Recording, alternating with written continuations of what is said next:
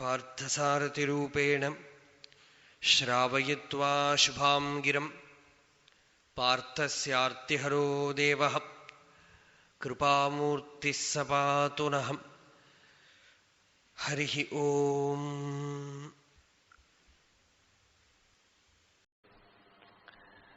ദൈവീ സമ്പത്ത് ഭഗവാൻ വിസ്തരിച്ച് പറഞ്ഞു എന്ന് ഭഗവാൻ തന്നെ പറയണം. ഈ ദൈവീ സമ്പത്ത് എന്ന് പറയണത്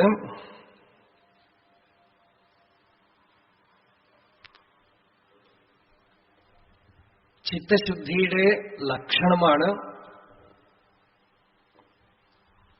ഇത് ജ്ഞാനികളിൽ അലങ്കാരം പോലെ വർത്തിക്കും. യത് സിദ്ധന് സിദ്ധവസ്തുവോ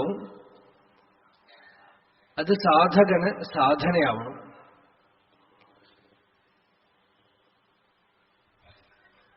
ഈ ദൈവീ സമ്പത്ത് ഉണ്ടെങ്കിലേ, ഈ ദൈവീ സമ്പത്തിനെ തന്നെയാണ് വേദാന്തത്തില് ചിത്തശുദ്ധി എന്നും സാധനാചതുഷ്ടയ സമ്പത്തി എന്നൊക്കെ പറയണത്.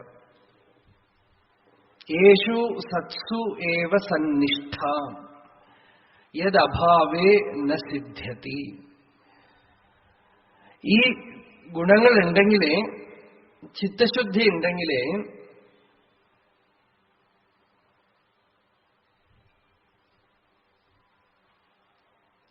ആത്മവിചാരം ചെയ്യാനും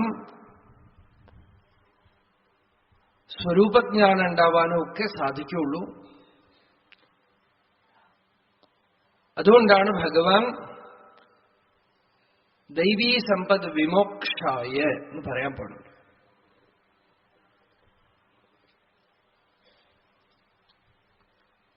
ശുദ്ധമായ ചിത്തത്തില്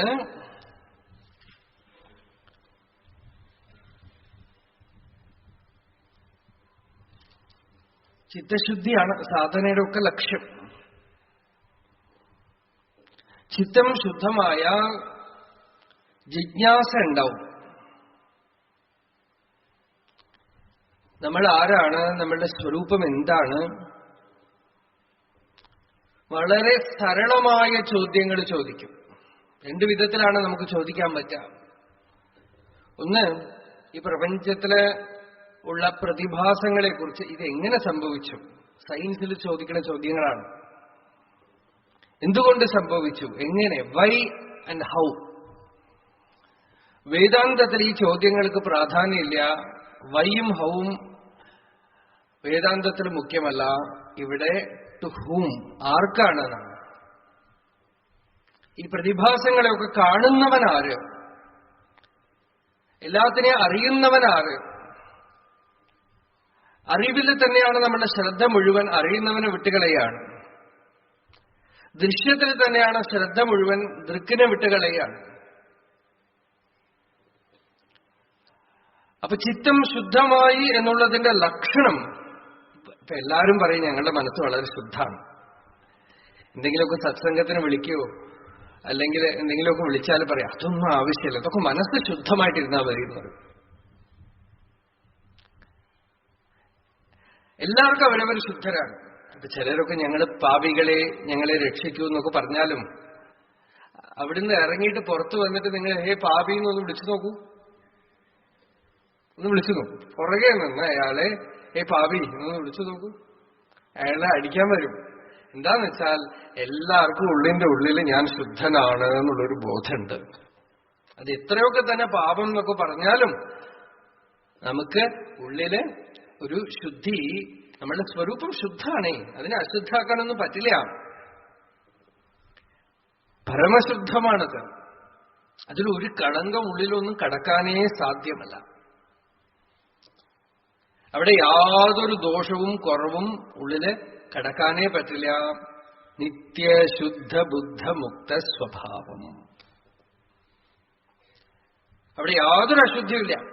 അതുകൊണ്ട് മനസ്സ് ശുദ്ധമായി എന്നുള്ളതിന്റെ ലക്ഷണം തന്നെ എന്താണെന്ന് വെച്ചാൽ അതിന് ഹൃദയത്തിലേക്കുള്ള പിന്തിരിയും. ഇപ്പൊ നദികളൊക്കെ തന്നെ വടക്കോട്ട് തിരിഞ്ഞ ഗംഗ ആ സ്ഥാനം പവിത്രമായി. എന്താന്ന് വെച്ചാൽ വടക്കുന്നാണ് വരുന്നത്. അതുകൊണ്ട് വടക്കോട്ട് എവിടെയൊക്കെ തിരിയണോ അവിടെയൊക്കെ ഗംഗയെ പവിത്രമെന്ന് പറഞ്ഞ് തീർത്ഥക്ഷേത്രമായിട്ട് വയ്ക്കും. അതുപോലെ ചിത്തം പുറമേക്ക് നോക്കിയിരിക്കുന്ന ചിത്തം അകമേക്ക് തിരിയും. പ്രത്യക് പ്രവാഹം. ഇത് നല്ല മനോഹരമായ വാക്ക്. ആചാര്യസ്വാമികൾ ഉപയോഗിക്കുന്ന വാക്ക് അതാണ്. ചിത്തസ്യ പ്രത്യക് പ്രവണത എന്നാണ്. ഈ പ്രത്യക് പ്രവാഹം, പ്രവാഹം എന്ന് വെച്ചാൽ ഒഴുക്ക്. പ്രത്യക് എന്ന് വെച്ചാൽ ഉള്ളിലേക്ക് എന്നാണ് നമ്മൾ അർത്ഥം പറയാം. പക്ഷെ വാസ്തവത്തിൽ ആ വേർഡ്, ആ വാക്കിന്റെ അർത്ഥം പടിഞ്ഞാറോട്ട് എന്നാണ് അർത്ഥം. അങ്ങനെ അർത്ഥം ഉണ്ട് അതിന്. പ്രാചീ ദിക്, പ്രതീചി ദിക്. അപ്പോ ഈ പ്രത്യക് എന്നുള്ള വാക്ക് എന്തിനാ ശാസ്ത്രകാരന്മാർ ഉപയോഗിച്ചതെന്ന് വെച്ചാൽ, പൊതുവെ നമ്മൾ ധ്യാനിക്കാനൊക്കെ ഇരിക്കുമ്പോൾ കിഴക്കോട്ട് നോക്കിയിരിക്കും. കിഴക്കോട്ട് നോക്കിയിരുന്നിട്ട് പടിഞ്ഞാറോട്ട് നോക്കൂ എന്നാണ് പറയണത്. കിഴക്കോട്ട് നോക്കിയിരുന്നിട്ട് ഉള്ളിലേക്ക് തിരിഞ്ഞു നോക്കും. ദൃഷ്ടി അന്തർമുഖമാവട്ടെ. അവനവന്റെ സ്വരൂപത്തിനെ അന്വേഷിക്കട്ടെ.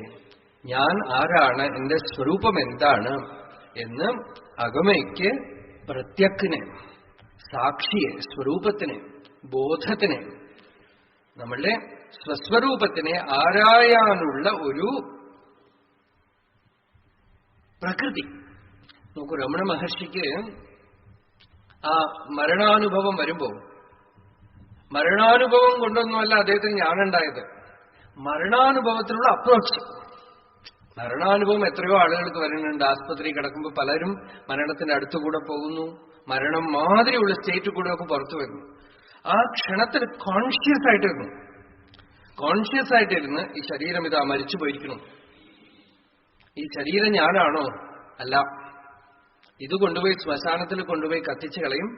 ഇതിൽ നിന്നും വ്യത്യസ്തമായിട്ട് സംഗീതത്തിൽ താളം, രാഗം ഒക്കെ മാറുമ്പോഴും പുറകെയുള്ള ശ്രുതി പോലെ അകമേക്ക് അഹം അഹം അഹം, ഞാൻ ഞാൻ ഞാൻ എന്നുള്ള അനുഭവത്തിന്റെ പ്രഭാവം, സ്ഫൂർത്തി, അത് തെളിഞ്ഞ് കാണപ്പെടുന്നു. അതാണ് എന്റെ സ്വരൂപം. അത് കണ്ടത് മാത്രമല്ല, ആ കണ്ട ക്ഷണം മുതൽക്ക് ഭഗവാൻ ഇംഗ്ലീഷിൽ, തമിഴിൽ എന്തു പറഞ്ഞു എന്നറിയില്ല നമുക്ക്.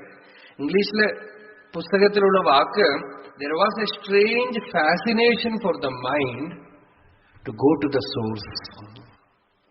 മനസ്സിന് അതിന്റെ പിറപ്പിടത്തിലേക്ക്, ഹൃദയസ്ഥാനത്തിലേക്ക്, തന്റെ ഉണ്മയായ സ്വരൂപത്തിനെ ആരായാനുള്ള ഒരു വല്ലാത്ത ഒരു ആകർഷണം ഉണ്ടായി. അതാണ് പ്രത്യക് പ്രവണത എന്ന് പറയുന്നത്. നമ്മളുടെ മനസ്സിന് എങ്ങനെയാ പുറത്തേക്ക് പോകാനാണ് ആകർഷണം, അല്ലേ? പ്രവണത. പുറത്ത് എന്തെങ്കിലും കാണണം, എന്തെങ്കിലും കേൾക്കണം, എന്തെങ്കിലും മണക്കണം. പരാഞ്ചിഖാനി വ്യതൃണത് സ്വയംഭൂ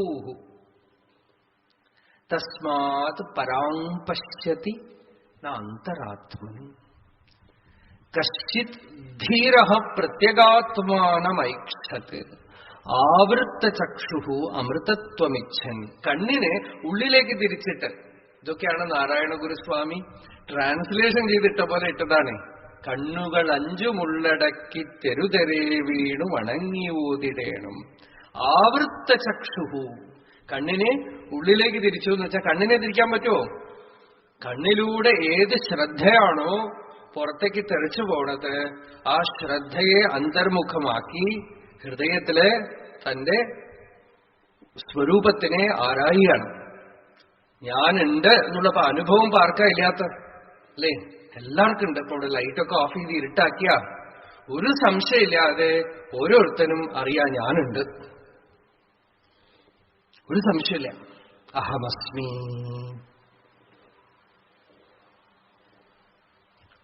മഹാവാക്യം ഇതാണ്, അഹമസ്മി. ഒരു മന്ത്രമുണ്ട്, അഘമർഷണം എന്നു പേര്. രാവിലെ കുളിക്കുമ്പോ ചൊല്ലാനുള്ള മന്ത്രമാണത്. ആർദ്രം ജ്വലതി ജ്യോതിരഹമസ്മി, ജ്യോതിർജ്വലതി ബ്രഹ്മാഹമസ്മി, യോഹമസ്മി ബ്രഹ്മാഹമസ്മി, അഹമസ്മി ബ്രഹ്മാഹമസ്മി, അഹമേവാഹം മാൻ ജുഹോമി സ്വാഹ. ഇതാണ് മന്ത്രം. ഈ മന്ത്രം ചൊല്ലിയിട്ട് മുങ്ങണമെന്നാണ്. ശ്രീവിദ്യാസമ്പ്രദായത്തിലുള്ളവരും ഇത് ചൊല്ലിയിട്ട് തീർത്ഥം പാനം ചെയ്യും. അപ്പോ ഈ മന്ത്രം ഒരു തമാശ എന്താന്ന് വെച്ചാൽ, ഓൾഡ് ടെസ്റ്റമെന്റില് ബൈബിളില് ഒരു കഥയുണ്ട്.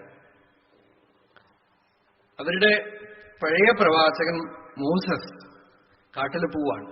പോകുമ്പോ ഈ തന്റെ ജനങ്ങളെയൊക്കെ വഴി നടത്തിക്കൊണ്ടു പോകണം. തനിക്ക് അധികാരത്തിന്, തനിക്കുള്ള ശക്തിക്ക് വേണ്ടി ഈശ്വരനോട് പ്രാർത്ഥിക്കുമ്പോ ഈശ്വരൻ അഗ്നിയായിട്ട് മുമ്പിൽ വന്നു എന്നാണ് കഥ. എങ്ങനെയാണ്? അഗ്നിയായിട്ട് അങ്ങനെ ജ്വലിച്ചു. അപ്പോ അദ്ദേഹം ചോദിക്കുകയാണ്, നിങ്ങൾ ആരാണെന്ന് ചോദിക്കുകയാണ്. ഇംഗ്ലീഷിലെ വാക്ക്, അവരുടെ ഭാഷയില് യഹോവ എന്നൊക്കെ പറയേണ്ടവര് യഹോവ എന്ന് ഇംഗ്ലീഷിൽ ജെ വെച്ച് എഴുതും. ഇംഗ്ലീഷില് അയാം എന്നാണ്. അതിനർത്ഥം അയാം, ഞാൻ. നീ ആരാണെന്ന് ചോദിക്കുകയാണ് അഗ്നിയോട്. ആ അഗ്നി പറഞ്ഞു അയാം, ഞാനാണ്. എന്നുവെച്ചാൽ അയാം ദാറ്റ് അയാം, ഞാൻ ആ ഞാനാണെന്ന്. ഇതൊരു കഥാരൂപത്തിലൊക്കെ ഉണ്ട്. പിന്നെ അതങ്ങോട്ട് സ്വീകരിച്ചു എന്നൊക്കെ പറഞ്ഞ് ഒരു കഥ ഉണ്ട്, ചെങ്കോലെടുത്തു എന്നൊക്കെ. അതുപോട്ടെ. അപ്പൊ ഈ കഥ പ്രസിദ്ധാണ്. നോക്കൂ, വേദത്തില് ഇതേ കാര്യമാണ്. ആർദ്രം ജ്വലതി ജ്യോതി. ജ്യോതി ജ്വലിക്കണം, അഗ്നി ജ്വലിച്ചു. അത് എങ്ങനെയുള്ള അഗ്നിയാന്ന് വെച്ചാൽ ചുടുന്ന അഗ്നിയൊന്നുമല്ല. ആർദ്രം ജ്വലതി, നല്ല കുളിർമയായ ശീതളമായ അഗ്നി. ആ അഗ്നി എങ്ങനെ ജ്വലിച്ചു?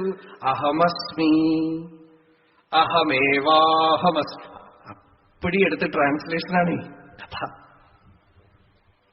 അതേപോലെ കഥയാണ്. ഇനിയിപ്പോ ഇതിപ്പോ ട്രാൻസ്ലേഷനാണെന്ന് നമുക്ക് പറയണ്ട. കാരണം സത്യം ലോകത്തിൽ എവിടെ പോയാലും ഒന്നാണ്. ഇതേപോലെ വന്നുകൂടായികൊന്നുമില്ല. ഒരേ സത്യം എവിടെ കണ്ടെത്തിയാലും അതേ ആവാൻ പറ്റുള്ളൂ. നമുക്ക് ഇന്ത്യയിലൊരു സത്യം, അമേരിക്കയിലൊരു സത്യം ഒന്നുമില്ല, അല്ലേ? ഇപ്പോ നമ്മള് അടുത്തടുത്ത് വരുംതോറും എല്ലാം ഒന്നാവും, പുറത്തു പോകുന്തോറും എല്ലാം വേറെയാവും. ഹിന്ദുവിനൊരു കണ്ണീര് മുസ്ലിമിനൊരു കണ്ണീരുണ്ടോ? ക്രിസ്ത്യാനി വിടുന്ന കണ്ണീര് ഹിന്ദുവിന്റെ കണ്ണീര് ഉണ്ടോ? കണ്ണീര് പോലും ഒരേപോലെയാ, അല്ലേ? കരഞ്ഞാ ഒരേപോലെയല്ലേ? വർത്തമാനം പറഞ്ഞാൽ മാറുമായിരിക്കും, കരയണതൊക്കെ ഒരേപോലെയല്ലേ?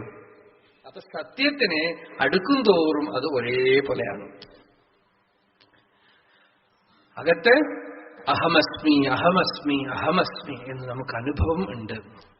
സത്യം എല്ലാവർക്കും കിട്ടിയിരിക്കുന്നു. ഭഗവാൻ എല്ലാവർക്കും അവരവരുടെ തന്നെ ഇരുപ്പായിട്ട്, നിലനിൽപ്പായിട്ട്, അസ്തിത്വമായിട്ട്, ഞാൻ എന്നുള്ള അനുഭവ രൂപത്തിൽ, ബോധമായിട്ട്, പ്രകൃതി വികൃതി ഭിന്ന ശുദ്ധബോധസ്വഭാവ സദസദിതമശേഷം ഭാസയൻ നിർവിശേഷ വിലസതി പരമാത്മാ ജാഗ്രതാദിഷ്വവസ്ഥാസു അഹം അഹമിതി സാക്ഷാത് സാക്ഷിരൂപേണ ബുദ്ധേ. പരമാത്മാ, സംശയം വരാതിരിക്കാൻ വേണ്ടി പരമാത്മാവ് തന്നെ ശുദ്ധബോധ സ്വഭാവ, നല്ല ഉണർവേ സ്വരൂപമായിട്ട് അകമയ്ക്ക് ഞാൻ ഞാൻ ഞാൻ എന്ന അനുഭവ രൂപത്തിൽ സിദ്ധമായിരിക്കുന്നു. പിന്നെന്തേ അറിയാത്ത? പിന്നെ എന്തേ ഇത് ആ വസ്തുവാണെന്നറിയാത്തത്? എന്നുവെച്ചാൽ ശ്രദ്ധ പുറത്തൊക്കെ ചെതറിപ്പോയിക്കൊണ്ടിരിക്കണു, നിശ്ചലമായി. അതുകൊണ്ടാണ് ആ ബൈബിളിൽ തന്നെ ആ സന്ദർഭം അവസാനിക്കുന്നത് ബി സ്റ്റിൽ. രാവിലെ നമ്മൾ ചുമ്മാ ഇരുന്ന് പറഞ്ഞില്ലേ, be still and know that I am God. ഇതൊക്കെ ഇനിയിപ്പോ അവരെങ്ങനെ വ്യാഖ്യാനിക്കും എനിക്കറിയില്ല. ബി സ്റ്റിൽ, നിശ്ചലമായിട്ടിരിക്കും. ആൻഡ് നോ എന്ന് വെച്ചാൽ റെക്കഗ്നൈസ്. എങ്ങനെ? ഐ ആം, ആ ഉള്ളിലുള്ള ഉണ്ട് എന്നുള്ള ഉണർവുണ്ടല്ലോ, ആ ഇരുപ്പ്. ഇപ്പൊ നമ്മൾ പറഞ്ഞില്ലേ, ഇരുട്ടിലിരിക്കുമ്പോഴും സംശയമില്ലാത്ത ഇരുപ്പ്. നാരായണ ഗുരുസ്വാമി അതന്നെ ഉപയോഗിക്കണം വാക്ക്. ഇരുളിൽ ഇരുപ്പവനാര് ചൊൽക നീ എന്നൊരുവൻ ഉരപ്പതു കേട്ടു താനുമേവം. രണ്ടുപേരും ഇരുട്ടിലിരിക്കുകയാണ്. പരസ്പരം ചോദിക്കുമ്പോ, ഞാൻ ആരാണെന്ന് പരസ്പരം ചോദിക്കുമ്പോ രണ്ടുപേരും ചൊല്ലുന്ന ഉത്തരം ഏകമാകും. അഹമഹമെന്ന് അരുളുന്നതൊക്കെ ആരായുകിൽ അകമേ പലതല്ല അതേകമാകും. അകലും അഹന്ത അനേകമാകയാൽ ഈ തുകയിൽ അഹം പൊരുളും തുടർന്നിടുന്നു. ഈ അഹന്ത ഉണ്ടല്ലോ, ഈ അഹന്തയാണ് ആസുരീ സമ്പത്തിന് മുഴുവൻ മൂലം. അതേ അഹന്തയുടെ ഉണ്മയായ സ്വരൂപം കണ്ടെത്തുമ്പോ ദൈവീ സമ്പത്ത് മുഴുവൻ പ്രകാശിക്കും. രണ്ടും ഒരേ സ്ഥലത്തന്നെ ആയിരിക്കണം. ശരിക്കും ഈ കളറുണ്ടല്ലോ, നിറം, അവസാന നിറമൊക്കെ കൂടെ നോക്കിയാൽ ഒരു നിറമേ ഉള്ളൂ. രണ്ട് നിറമാണ് അവസാനത്തെ നിറങ്ങൾ, ഒന്ന് കറുപ്പ് ഒന്ന് വെളുപ്പ്. പക്ഷെ വാസ്തവത്തില് കറുപ്പ് തന്നെയാണ് വെളുപ്പ്. അത് പറഞ്ഞാൽ ചിലപ്പോ മനസ്സിലാവില്ല. ഇപ്പോ ഒരു കളർ പേപ്പർ എടുത്തിട്ട്, പ്രിന്റഡ് പേപ്പർ എടുത്തിട്ട് നിങ്ങൾ കത്തിച്ചാൽ അത് കറുപ്പ് കളറാവും. തീ കത്തിച്ചു കഴിഞ്ഞാൽ കറുപ്പാവും. ആ കറുപ്പിനെ നിങ്ങൾ തൊട്ടാൽ അതിന് വെളുപ്പാവും. അത് പൊടിഞ്ഞ് ചാരമായാൽ വെളുപ്പാവും. നോക്കുക, രണ്ട് കളർ പോലെ തോന്നുന്നു എന്നല്ലാതെ ഒറ്റ കളറേ ഉള്ളൂ. അത് തന്നെയാണ് എല്ലാ കളറുമായിട്ട് മാറുന്നത്. അതേപോലെ ദൈവീ സമ്പത്ത് ആസുരീ സമ്പത്ത് ഒരേ സ്ഥലത്തുണ്ട്.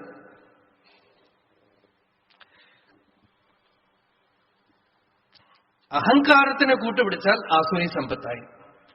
അഹങ്കാരത്തിന്റെ ഉണ്മയായ സ്വരൂപത്തിനെ അറിഞ്ഞാൽ ദൈവീ സമ്പത്തായി. അറിയായ്മയാണ് ആസുരീ സമ്പത്തിന്റെ മൂലം.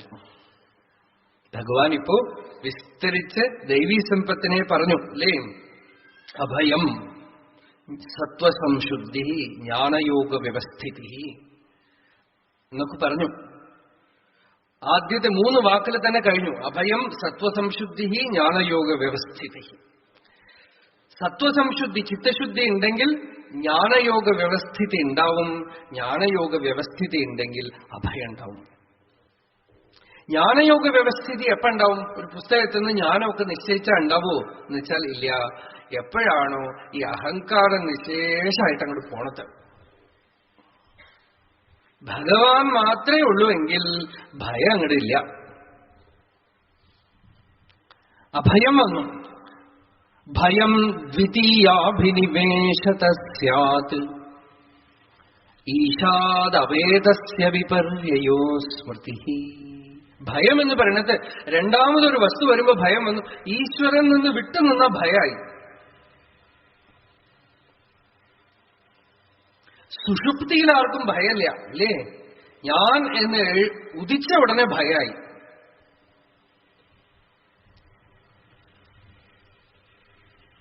ഭയത്തിന് മൂലകാരണം എന്താ? ശരിക്കും പറഞ്ഞാൽ ഭയത്തിന് മൂലകാരണം ഞാനാണ്. ഞാനുണ്ടോ? എനിക്ക് ഭയമുണ്ട്. മൂലാവിദ്യ എന്ന് പറയുന്നത് ഈ ഞാനാണ്. ഞാൻ എന്ന് പറയുന്ന ഈ അഭിമാനത്തിനെ നമ്മൾ സമ്മതിച്ചു കൊടുത്തു കഴിഞ്ഞാൽ ഭയമുണ്ട്. ഈ അഭിമാനം നമ്മളല്ല, അത് തന്നെ നമുക്കറിയില്ല അല്ലേ? ഇപ്പൊ ലോകത്തില് ജീവിക്കണമെങ്കിൽ ഈ അഭിമാനത്തിനെ വെച്ചുകൊണ്ടേ ജീവിക്കാൻ പറ്റുള്ളൂ. ഗവൺമെന്റിൽ അപ്ലിക്കേഷൻ ചോദിച്ചാൽ, സർക്കാർ ആസ്പത്രിയിൽ ഇപ്പോ പറഞ്ഞു, സർക്കാർ ഓഫീസില് ആധാർ കാർഡ് തരുമ്പോ പേരെന്താണ് എന്ന് ചോദിച്ചാൽ നിത്യശുദ്ധ ബുദ്ധമുക്ത സ്വഭാവം ബ്രഹ്മ എന്ന് പറഞ്ഞു കൊടുത്താൽ സമ്മതിക്കുമോ അവര്? എല്ലാം ചോദിക്കും. അച്ഛൻ ആരാണ്, അമ്മ ആരാണ്, പേരെന്താണ്, ഇനീഷ്യൽ എന്താണ്, ജാതി എന്താണ്, മതം എന്താണ്, എല്ലാം ചോദിക്കും അല്ലേ? അവിദ്യ ഇല്ലാതെ ലോകത്തിൽ ജീവിക്കാൻ പറ്റില്ല. പക്ഷെ ഈ അവിദ്യ പാരമാർത്ഥികമായിട്ട് വല്ല പ്രയോജനപ്പെടുമെന്ന് വെച്ചാൽ ഒന്നും പ്രയോജനപ്പെടില്ല. ഭാഗവതത്തില് രഘുഗണൻ ജഡഭരതന്റെ അടുത്ത് പറയാം. ജഡഭരതൻ പറഞ്ഞു രഘുഗണന്റെ അടുത്ത്, നീ ഈ രാജാവായിട്ട് ഇരുന്നിട്ട് അകോവിത കോവിദവാദവാദാൻ വധസ്യത്തോ നാതിവിധാം വരിഷ്ഠ. വലിയ പണ്ഡിതനെ പോലൊക്കെ പറയണു, നിനക്ക് ഒരു ചുക്കും അറിയില്ല. ഈ നിന്റെ പണിക്കാരെയൊക്കെ ഇത്രയധികം ബുദ്ധിമുട്ടിക്കുന്നു. അപ്പോ രാജാവ് പറയണത് ഇതെന്റെ ധർമ്മമല്ലേ എന്നാണ്. ഇവരെ കൊണ്ടൊക്കെ പണിയെടുപ്പിക്കുക, ഇവർക്ക് കൂലി കൊടുക്കുക, ഇതൊക്കെ എന്റെ ധർമ്മമല്ലേ എന്ന്. ഈ ധർമ്മം ഞാൻ ശരിക്കും അനുഷ്ഠിച്ചാൽ ഭഗവാൻ പ്രസന്നാവും. അപ്പോ ഭരതൻ പറയണു, ഈ ലോകത്തിലുള്ള ധർമ്മം നിങ്ങൾ പറയണതുണ്ടല്ലോ, ഇതൊക്കെ ഈ ലോകത്തിന് മാത്രമേ കൊള്ളുള്ളൂ, പരമാർത്ഥത്തിനൊന്നും പ്രയോജനപ്പെടില്ല. നസൂരയോഹി വ്യവഹാരമേനം തത്വാവമർശേന സഹാമനന്തി. ഈ റോഡില് ലെഫ്റ്റ് സൈഡിൽ കൂടെ വണ്ടി ഓടിക്കാന്നുള്ളത് ഇവിടെ ഒരു നിയമം, നമ്മൾ പരസ്പരം ഉണ്ടാക്കിയ നിയമം. ഞാൻ ജീവിതം മുഴുവൻ ലെഫ്റ്റ് സൈഡിൽ കൂടി മാത്രമേ കാർ ഓടിച്ചിട്ടുള്ളൂ, അതുകൊണ്ട് എനിക്ക് മുക്തി എളുപ്പത്തിൽ കിട്ടുന്നൊന്നുമില്ല. അത് നമ്മളിവിടെ സൗകര്യത്തിനുണ്ടാക്കിയ നിയമം അല്ലേ? അപ്പോ പരമാർത്ഥത്തിനെയും ഈ വ്യവഹാരത്തിനെയും കൂടെ അറിവുള്ളവർ കൂട്ടിക്കുഴയ്ക്കില്ല. വ്യവഹാരം അവിദ്യാമയമാണ്. ഇവിടെയുള്ള ധർമ്മവും അധർമ്മവും ഒക്കെ അതിന്റെ ഉള്ളിൽ പെട്ടതാണ്. പരമാർത്ഥം എന്ന് പറയുന്നത് ഈ വ്യവഹാരമായിട്ട് കൂട്ടിക്കുഴയ്ക്കരുത്. അത് സത്യദർശിയുടെ അനുഭവമാണ്. അവിടെ ഒരു വിധത്തിൽ പറഞ്ഞാൽ അത് ലോകത്തിന് പ്രാക്ടിക്കൽ അല്ല. ലോകത്തിന് ധർമ്മവും പുറമേക്ക് വ്യവഹാരത്തിന് ധർമ്മവും അകമയ്ക്ക് ശാന്തിക്ക് ജ്ഞാനവും. ഭാഗവതത്തിൽ പ്രഹ്ലാദൻ പറഞ്ഞു, നാരദൻ ഇത് രണ്ടും കൂടിയിട്ടാണ് എനിക്ക് ഉപദേശിച്ചത് എന്ന്. ജ്ഞാനം ധർമ്മസ്യ തത്വം ജ്ഞാനം ച. വ്യവഹാരത്തിന് ധർമ്മം, സ്വാനുഭവത്തില് ജ്ഞാനം. ധർമ്മം ഉള്ളിൽ കൊണ്ടുപോയാൽ ദുഃഖം ഉണ്ടാവും. ധർമ്മപുത്രരെ എത്ര ദുഃഖിച്ചു, എത്ര വിഷമിച്ചു. ജ്ഞാനത്തിനെ വ്യവഹാരത്തിൽ കൊണ്ടുവരാൻ പറ്റില്ല. യോഗവാസിഷ്ഠത്തില് വസിഷ്ഠൻ അദ്വൈതം മുഴുവൻ ഉപദേശിച്ചിട്ട് പറഞ്ഞു, അദ്വൈതം ത്രിഷു ലോകേഷു ന അദ്വൈതം ഗുരുണാസഹ. അദ്വൈതം എവിടെ വേണമെങ്കിൽ വെച്ചോളാ, പക്ഷെ ഗുരുവിന്റെ അടുത്ത് ഗുരുവും ഞാനും ഒന്നാണെന്ന് മാത്രം വായി തുറന്ന് പറഞ്ഞു പോകരുത്. എന്തേ അങ്ങനെ പറയാൻ പാടില്ല? ഗുരുവും ഞാനും ഒക്കെ ഒന്നല്ലേ? ഒന്നാണ് സത്യശരി. വ്യവഹാരത്തിൽ നീ അത് കൊണ്ടുവന്നാൽ ആസുരഭാവം വരും. പ്രാക്ടിക്കൽ ഇതൊക്കെ എല്ലാം കൂടെ കൂട്ടിക്കുഴച്ച് ഈ കൂട്ടാൻ വയ്ക്കുമ്പോ അവസാനം ഒരു കൈപ്പൊടി ഉണ്ടേ, ഒരു നയിപ്പുണ്ടല്ലോ. അതെല്ലാം കൂടെ എവിടെ ഏത് നിർത്തണം എന്ന് അറിയണമല്ലോ അല്ലേ? അത് മഹാപുരുഷന്മാരെന്നേ അറിയാൻ പറ്റുള്ളൂ അതിന്റെ രഹസ്യം. അപ്പോ അദ്വൈതം എവിടെ വേണമെങ്കിൽ ആയിക്കൊള്ളുക എന്നാണ്. ജ്ഞാനത്തിന് വ്യവഹാരത്തിൽ കൂട്ടിക്കുഴയ്ക്കാൻ പറ്റില്ല. വ്യവഹാരം ധർമ്മത്തിനെ ആശ്രയിച്ചിരിക്കണം. ഉള്ളില് ശാന്തിക്ക് ജ്ഞാനം, ശാന്തിക്ക് ജ്ഞാനം. അതുകൊണ്ടാണ് പറഞ്ഞത് സനാതന ധർമ്മം വ്യക്തിനിഷ്ഠമാണ്. ഓരോ വ്യക്തിയും പൂർണ്ണനായാൽ, അറിയേണ്ടത് അറിഞ്ഞു കഴിഞ്ഞാൽ ലോകം ക്ഷേമമായിട്ടിരിക്കും, ശാന്തമായിട്ടിരിക്കും. നമ്മുടെ ആശ്രമത്തിലെ ചിലരൊക്കെ വന്നിട്ട് ആശ്രമത്തിലെ കുറിച്ച് കുറ്റം പറഞ്ഞ് ഇങ്ങനെ വേണം അങ്ങനെ വേണം, ഇതൊന്നും ശരിയില്ല എന്നൊക്കെ പറയും. അപ്പൊ ഭഗവാന്റെ അടുത്തും ചിലപ്പോ ഈ കംപ്ലൈന്റ് ഒക്കെ പോകും. അതൊക്കെ കേട്ടിട്ട് മഹർഷി പറയും, ആ അവരൊക്കെ ആശ്രമം നന്നാക്കാൻ വന്നിരിക്കുകയാണ്, നന്നാക്കട്ടെ. എന്നിട്ട് ചിലപ്പോ പറയും, വന്ന വേലയെ പാറ് പോയി. വന്ന വേല എന്താ? മഹാവാക്യമാണ്. വന്നത് മറന്നുപോയി.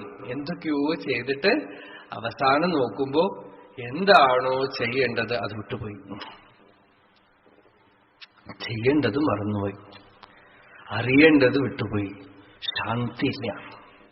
പുറമേക്ക് എന്തൊക്കെ നേടിയെടുത്താലും അവസാനം ഉള്ളില് അറിയേണ്ടത് അറിയാത്തവന് ശാന്തി ഉണ്ടാവില്ല. പുറമേക്ക് ഒന്നുമില്ലെങ്കിലും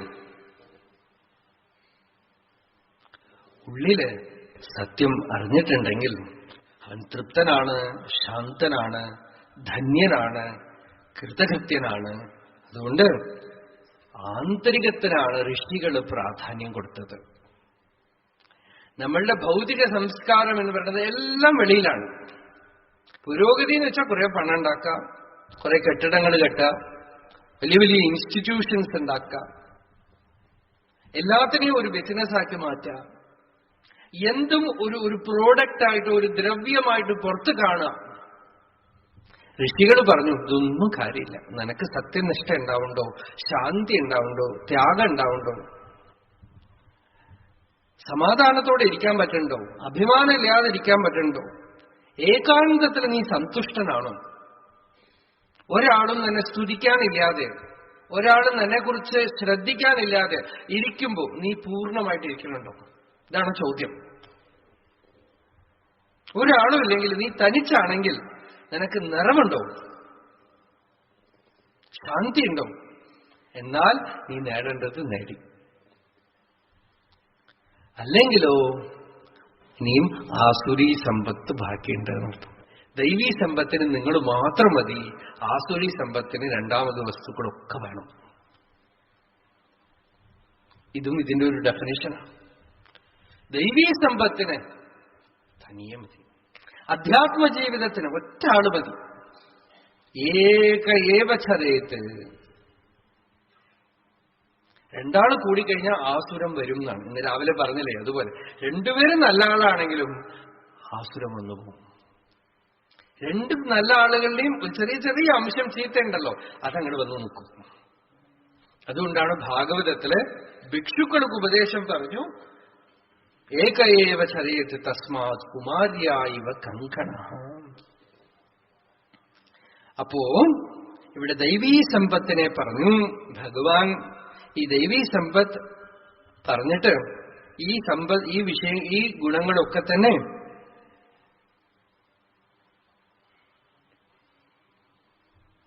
ഭവന്തി സമ്പദം ദൈവീം അഭിജാതസ്യ ഭാരത.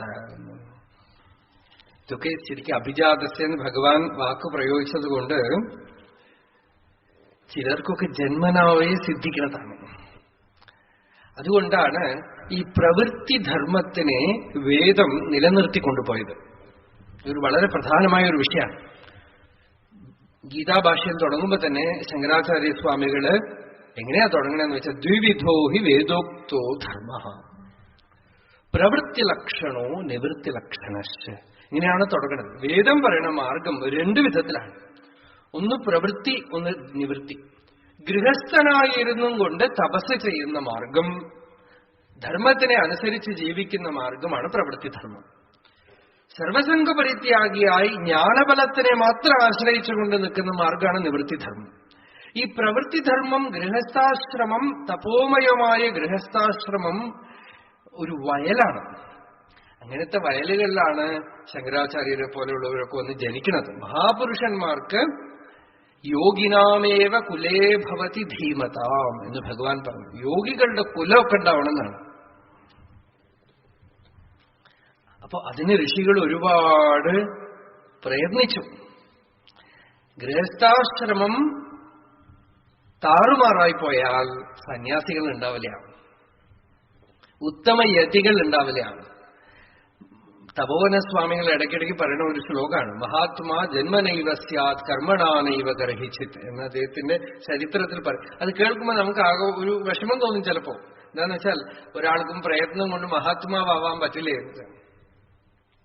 എന്നുവെച്ചാൽ, മഹാത്മാക്കൾ ജനിക്കുകയാണ്, ജന്മനാഥന മഹാപുരുഷന്മാരാണെന്ന് പറയാൻ കാരണം അങ്ങനെയുള്ള ഭൂമിയിലാണ് അവർ വന്ന് ജനിക്കണത്. മറ്റൊരു കാര്യം എന്താണെന്ന് വെച്ചാൽ, ഒരാൾ ചോദിച്ചു, ഈ ശ്ലോകം വായിച്ചിട്ട് വാസ്തവത്തിൽ ഒരു സാധകൻ ചോദിച്ചു, മഹാത്മാ ജന്മനൈവ സ്യാത് കർമ്മണാനൈവ കർഹിച്ചിട്ടെന്ന് പറഞ്ഞാൽ അപ്പൊ നമുക്ക് സാധനയൊക്കെ ചെയ്തിട്ട് മഹാത്മാവാൻ പറ്റില്ലേ? നീ മഹാത്മാവാൻ പുറപ്പെട്ടാൽ നീ ദുരാത്മാവും. നീ മഹാത്മാവണമെന്ന് ആഗ്രഹിച്ചാൽ തന്നെ അതിനേക്കാളും വലിയൊരു ദുരാത്മാവ് ആരുമില്ല. നീ ഒന്നും അല്ലാതായിട്ട് തീരാം, നീ ഇല്ലാതായിട്ട് തീരാം. മഹത്വം it comes only when you cease to exist as a person. നാൻ ഉദിയാത് ഉള്ള നില. മഹത്വം എന്താന്നിപ്പോ നമുക്ക് നിശ്ചയിക്കാനൊന്നും പറ്റില്ല. നമുക്ക് മഹത്വം ഉണ്ടോന്നിപ്പോ നമുക്കറിയോ? ഭഗവാൻ അന്തര്യാമിയായ ഈശ്വരൻ വേണം നിരൂപിക്കാൻ. അപ്പോ എന്തായാലും ശരി, ഈ ദൈവീ സമ്പത്തൊക്കെ പരമ്പരയായിട്ട് വരുന്നത് കൊണ്ട് അഭിജാതസ്യ എന്നുള്ള വാക്ക് ഭഗവാൻ പറഞ്ഞു. അതൊക്കെ തന്നെ സംരക്ഷിക്കപ്പെടേണ്ടതാണ്. എങ്ങനെ അഗ്നിഹോത്രം ചെയ്യുന്നവര് പരമ്പരയായിട്ട് അവിഛിന്നാഗ്നികളായിട്ട് ഇരിക്കുവോ, അതുപോലെ തന്നെ ഈ സനാതനധർമ്മം, ഈ വേദാർത്ഥം, ഇത് പരമ്പരയായിട്ട് നിലനിർത്തി വന്നാണ് പൂർണ്ണപുരുഷന്മാരുണ്ടാവുന്നത്, മഹാപുരുഷന്മാരുണ്ടാവുന്നത്, ജ്ഞാനികൾ ഉണ്ടാവുന്നത്. അട്ടെ, അപ്പോ ഭഗവാൻ ഇപ്പോ ദൈവീ സമ്പത്തിനെ എടുത്തു പറഞ്ഞു. ഈ ദൈവീ സമ്പത്ത് പറഞ്ഞിട്ട് ഇനിയിപ്പോ ആസുരീ സമ്പത്ത് എന്താണ് എന്ന് പറയാം, നോക്കാം. ദംഭോ ദർപ്പോഭിമാനശ്ച ക്രോധഃ പാരുഷ്യമേവ ച അജ്ഞാനം ചാഭിജാതസ്യ പാർത്ഥസമ്പദം ആസുരീം. ദംഭോ ദർപ്പോ അഭിമാനശ്ച ക്രോധഃ പാരുഷ്യമേവ ച അജ്ഞാനം ച അഭിജാതസ്യ പാർത്ഥ സമ്പദം ആസുരീം. ഹേ അർജുന, ആസുരീം സമ്പദം, അസുരന്മാരുടെ സമ്പത്ത്, അസുരന്മാർക്ക് ഉള്ള വെൽത്ത് എന്തൊക്കെയാണെന്നാണ് ഭഗവാൻ പറഞ്ഞത്. അസുരന്മാരുടെ ഉപനിഷത്തൊന്നുണ്ട്. എന്താ അസുരന്മാരുടെ ഉപനിഷത്ത് എന്ന് വെച്ചാൽ ശരീരം തന്നെ ആത്മാ. ഛാന്ദോഗ്യ ഉപനിഷത്തിലൊരു കഥയുണ്ട്. ഇന്ദ്രനും വിരോചനനും കൂടെ പ്രജാപതിയുടെ അടുത്ത് പോയി. എന്തിനാന്ന് വെച്ചാൽ ബ്രഹ്മവിദ്യ അറിയാനായിട്ട്. ഗുരുവിനെ സമീപിച്ച് പരിപ്രശ്നം ചെയ്യാന്നുള്ള സമ്പ്രദായം അവരുടെ അടുത്ത് അടക്കണ്ടെന്നാണ്. ചെന്ന് പ്രജാപതിയുടെ അടുത്ത് ചെന്ന് ചോദിച്ചു. അപ്പൊ പ്രജാപതി പറഞ്ഞു, നിങ്ങളൊരു കാര്യം ചെയ്യൂ, കുറച്ചു കാലം എന്റെ കൂടെ താമസിച്ചു. അത് കഴിഞ്ഞിട്ട് അവസാനം എന്താ ഉപദേശിച്ചതെന്ന് വെച്ചാൽ, ഒരു ചട്ടിയിൽ ഇത്തിരി വെള്ളം ഒഴിച്ചിട്ട് നല്ലവണ്ണം അലങ്കരിച്ച് നല്ല വസ്ത്രമൊക്കെ ധരിച്ച് അതിൽ നിന്ന് എന്താ കാണണമെന്ന് നോക്കാം. രണ്ടുപേരും ചെന്ന് നോക്കി. അവരുടെ റിഫ്ലക്ഷൻ, പ്രതിഫലനം കണ്ടു. നല്ലവണ്ണം അലങ്കരിച്ച് അതൊക്കെ കണ്ടു. ഇത് തന്നെ ആത്മാ എന്ന് പറഞ്ഞു. വിരോചനന് സന്തോഷമായിട്ടാണ്. ഇന്ദ്രന് തൃപ്തിയായില്ല. പിന്നെയും പ്രജാപതിയുടെ അടുത്ത് പോയി. അതങ്ങനെ പോകുന്നു. വിരോചന സന്തോഷമായി. എന്താ കാര്യം എന്ന് വെച്ചാൽ, വിരോചനന് ഒരു മഹാത്മാവിന്റെ അടുത്ത് പോയി ഒരു ഉപദേശം വാങ്ങിക്കണമെന്നേ ഉണ്ടായിരുന്നുള്ളൂ. അത് ഫലാവണമെന്നൊന്നുമില്ല. ഇപ്പൊ കുറെ ആളുകൾ അങ്ങനെയാണ്. അവർക്ക് ആരുടെടുത്തെങ്കിലും ഒരാളടുത്ത് പോയി ഒരു ഉപദേശം വാങ്ങിക്കണം. ഈ ഉപദേശം ഇല്ലെങ്കിൽ മോശം. അതുകൊണ്ട് ഒരു ഉപദേശം കിട്ടിയാൽ മതി. അതുകൊണ്ട് എന്തെങ്കിലും പ്രയോജനം ഉണ്ടായോ എന്നൊന്നും കാര്യമില്ല. ഒരു അഭിമാനിക്കാൻ ഒരു ഉപദേശം. വിരോചനൻ ചെന്ന് തന്റെ നാട്ടിലുള്ളവർക്കൊക്കെ പ്രചരിപ്പിച്ചു. ശരീരം തന്നെ ആത്മാ, നല്ലവണ്ണം നോക്കിക്കൊള്ളാം. ലോകായുധന്മാർ അതിന്നാണ് അത്ര വന്നത്. ദേഹത്തിനെ നല്ലവണ്ണം പോഷിപ്പിക്കണം, അലങ്കരിക്കണം, നല്ലവണ്ണം നോക്കിക്കൊള്ളണം. ഋണം കൃത്വാ ഘൃതം പിബേത് യാവത് ജീവം സുഖം ജീവേത്. മരിച്ചു കഴിഞ്ഞാലും വായിക്ക് അരിയിടുക, അലങ്കരിപ്പിക്കുക, ഇതൊക്കെ ഉണ്ടല്ലോ അല്ലേ. ഇപ്പോ ഞങ്ങൾക്ക് അവിടെ തമിഴ്നാട്ടില് കല്യാണമാണോ ഇതാണോ എന്ന് അറിയില്ല. തിരുവണ്ണാമലയിൽ ശ്മശാനം അടുത്താണ് ആശ്രമത്തിന്. ഇങ്ങനെ പോയിക്കൊണ്ടേയിരിക്കും. ചിലരൊക്കെ ഗംഭീരമായിട്ട് ഇരുന്നു പോണ്ടാവും. പൂ മാലയൊക്കെ ഇട്ട് അലങ്കരിച്ച് പടക്കം പൊട്ടിച്ച് പാട്ടൊക്കെ പാടി ഡാൻസ് ഒക്കെ കളിച്ചിട്ടാണ് പോവാ. ഒരു വിധത്തിൽ സന്തോഷമാണെന്ന് വെച്ചോളൂ. എന്നാലും ആ ശരീരത്തിന് വേണ്ടി ഉണ്ടാക്കുന്ന ചെലവുണ്ടല്ലോ മരിച്ചു കഴിഞ്ഞത്. നാരായണ ഗുരുസ്വാമിയുടെ അടുത്ത് ചോദിച്ചു. എല്ലാത്തിലും അതേ ഒരു പുതുമ ഉണ്ടാക്കിയപ്പോ ചില ഭക്തന്മാരൊക്കെ ചോദിച്ചു, മരിച്ചു കഴിഞ്ഞാൽ നമ്മൾക്കൊരു പുതുമ വേണ്ടേ? അതുകൊണ്ട് ശരീരം എന്താ വേണ്ട? കത്തിക്കണോ അല്ല കുഴിച്ചിടണോ? എന്താ വേണ്ടത്? അത് എണ്ണയാട്ടണ ചക്കിലിട്ട് ആട്ടിയിട്ട് വാഴയ്ക്ക് വളമായിട്ടിട്ട് കൊടുക്കുക എന്നു. ഈ ചോദിച്ച ആള് പറഞ്ഞു അയ്യോ എന്ന് പറഞ്ഞു. ചോദിച്ചവര് അയ്യോ എന്ന് പറഞ്ഞു. എന്തേ നോവോ എന്ന് ചോദിച്ചു. ഇത് വേദനിക്കോ എന്ന് വെച്ചു. അപ്പോഴും പോണേ മരിച്ചു കഴിഞ്ഞാലേ. ഒരിക്കല് രമണാശ്രമത്തില് ഭഗവാൻ അറിയണ ഒരാള്, അത് പേരൊന്നും പറയാതെ, അദ്ദേഹത്തിന് മഹർഷിയെ പോലെ തന്നെ അദ്ദേഹം കൗബീനമൊക്കെ ധരിച്ചൊക്കെ നടക്കും. അദ്ദേഹം കുറെ കാലം കഴിഞ്ഞ് ആശ്രമത്തിൽ നിന്ന് പോയി. അദ്ദേഹത്തിനെ കുറിച്ച് കുറെ തമാശ കഥകളുണ്ട്. അദ്ദേഹം തന്നെ പറയും ആ കഥകളൊക്കെ. മധുരയിൽ പോയിട്ട് അദ്ദേഹം കണ്ണടച്ച് കുളത്തിന്റെ കരയില് കുളിച്ചിട്ട് ഈര തുണി ഉണക്കാനിട്ടിട്ട് കൗബീനം മാത്രം എടുത്ത് ഇങ്ങനെ കണ്ണടച്ചിരുന്നു അത്രേ. ഭസ്മമൊക്കെ ശരീരം മുഴുവൻ ഭസ്മം പൂശി അതിനിരുന്നു. അപ്പൊ കുറെ ആളുകൾ വന്നവരൊക്കെ നമസ്കരിച്ചു.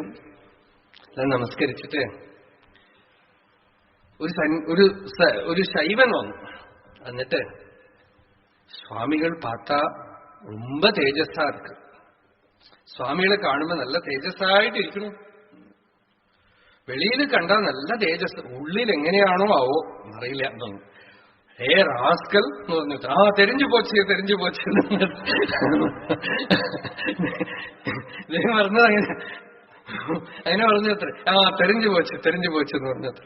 അപ്പൊ അദ്ദേഹം ആശ്രമത്തില് ഭഗവാൻ ഒരു ലെറ്റർ എഴുതി. ആ ലെറ്റർ വായിച്ചിട്ട് മഹർഷി ചിരിക്കുകയാണ്. എന്താ ഭഗവാൻ ചിരിക്കുന്നത് എന്ന് ചോദിച്ചു. ഒരു കൂടെ ഉള്ള ഒരാൾ ചോദിച്ചപ്പോ പറഞ്ഞു, അത് ഈ ഗൃഹസ്ഥന്മാർക്കൊക്കെ ശരീരാഭിമാനം മരിച്ചാ പോകും, ഈ സന്യാസികൾക്ക് മരിച്ചാലും പോണില്ല. എന്താ അങ്ങനെ പറയണെന്ന് വെച്ചു. അല്ല, ലെറ്റർ നോക്കൂ എന്ന് പറഞ്ഞു. ലെറ്ററിൽ അദ്ദേഹം എന്താ എഴുതിയിരിക്കണമെന്ന് വെച്ചാൽ, ഞാൻ മരിച്ചു കഴിഞ്ഞാൽ എന്റെ ശരീരത്തിനൊരു സമാധി കെട്ടണം, അതിന് പൈസ വേണം, ഇപ്പൊ പിരിച്ചുകൊണ്ടിരിക്കുകയാണ്. മരിച്ചു കഴിഞ്ഞ് ശരീരത്തിന് സമാധി കെട്ടാനായി ജീവനോടെ ഇരിക്കുമ്പോഴേ പണം പിരിച്ചുകൊണ്ടിരിക്കുകയാണ്. അപ്പൊ അതിനെക്കുറിച്ച് തമാശ പറഞ്ഞതാണ്. അപ്പോ ശരീര അഭിമാനം, ശരീരം തന്നെ ആത്മാൻ ധരിച്ചതെന്നാണ് അത്രേ. മരിച്ചു കഴിഞ്ഞാൽ ഈ ശരീരത്തിന് എന്ത് ചെയ്യണം, ഇങ്ങനെ വേണോ അങ്ങനെ വേണോ, അലങ്കരിക്കണോ, എന്തൊക്കെ വേണം എന്നൊക്കെ ഉള്ള ചിന്തയും വേവലാത്തിയും ഒക്കെ. ഇത് ആസുരീ ജ്ഞാനം. നോക്കൂ, ഈ വിരോചനന്റെ മകനാണ് മഹാബലി.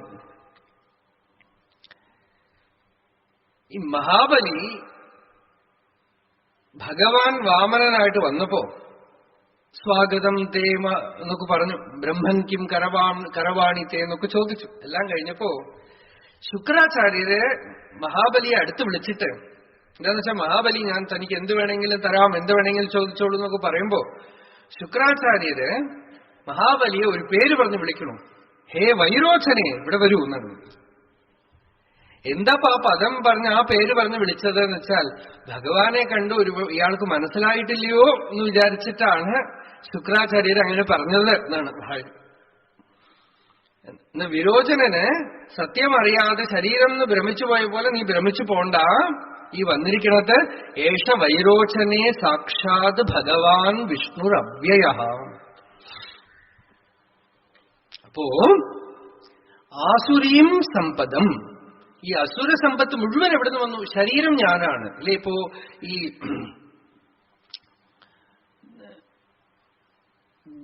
ഇവിടെ ഗ്രീസിലൊക്കെ ഇവിടെ പോയാൽ എന്താ പറയാ, അതിന് മമ്മിഫൈ ചെയ്ത്, ശരീരത്തിനെയൊക്കെ മമ്മിഫൈ ചെയ്ത്,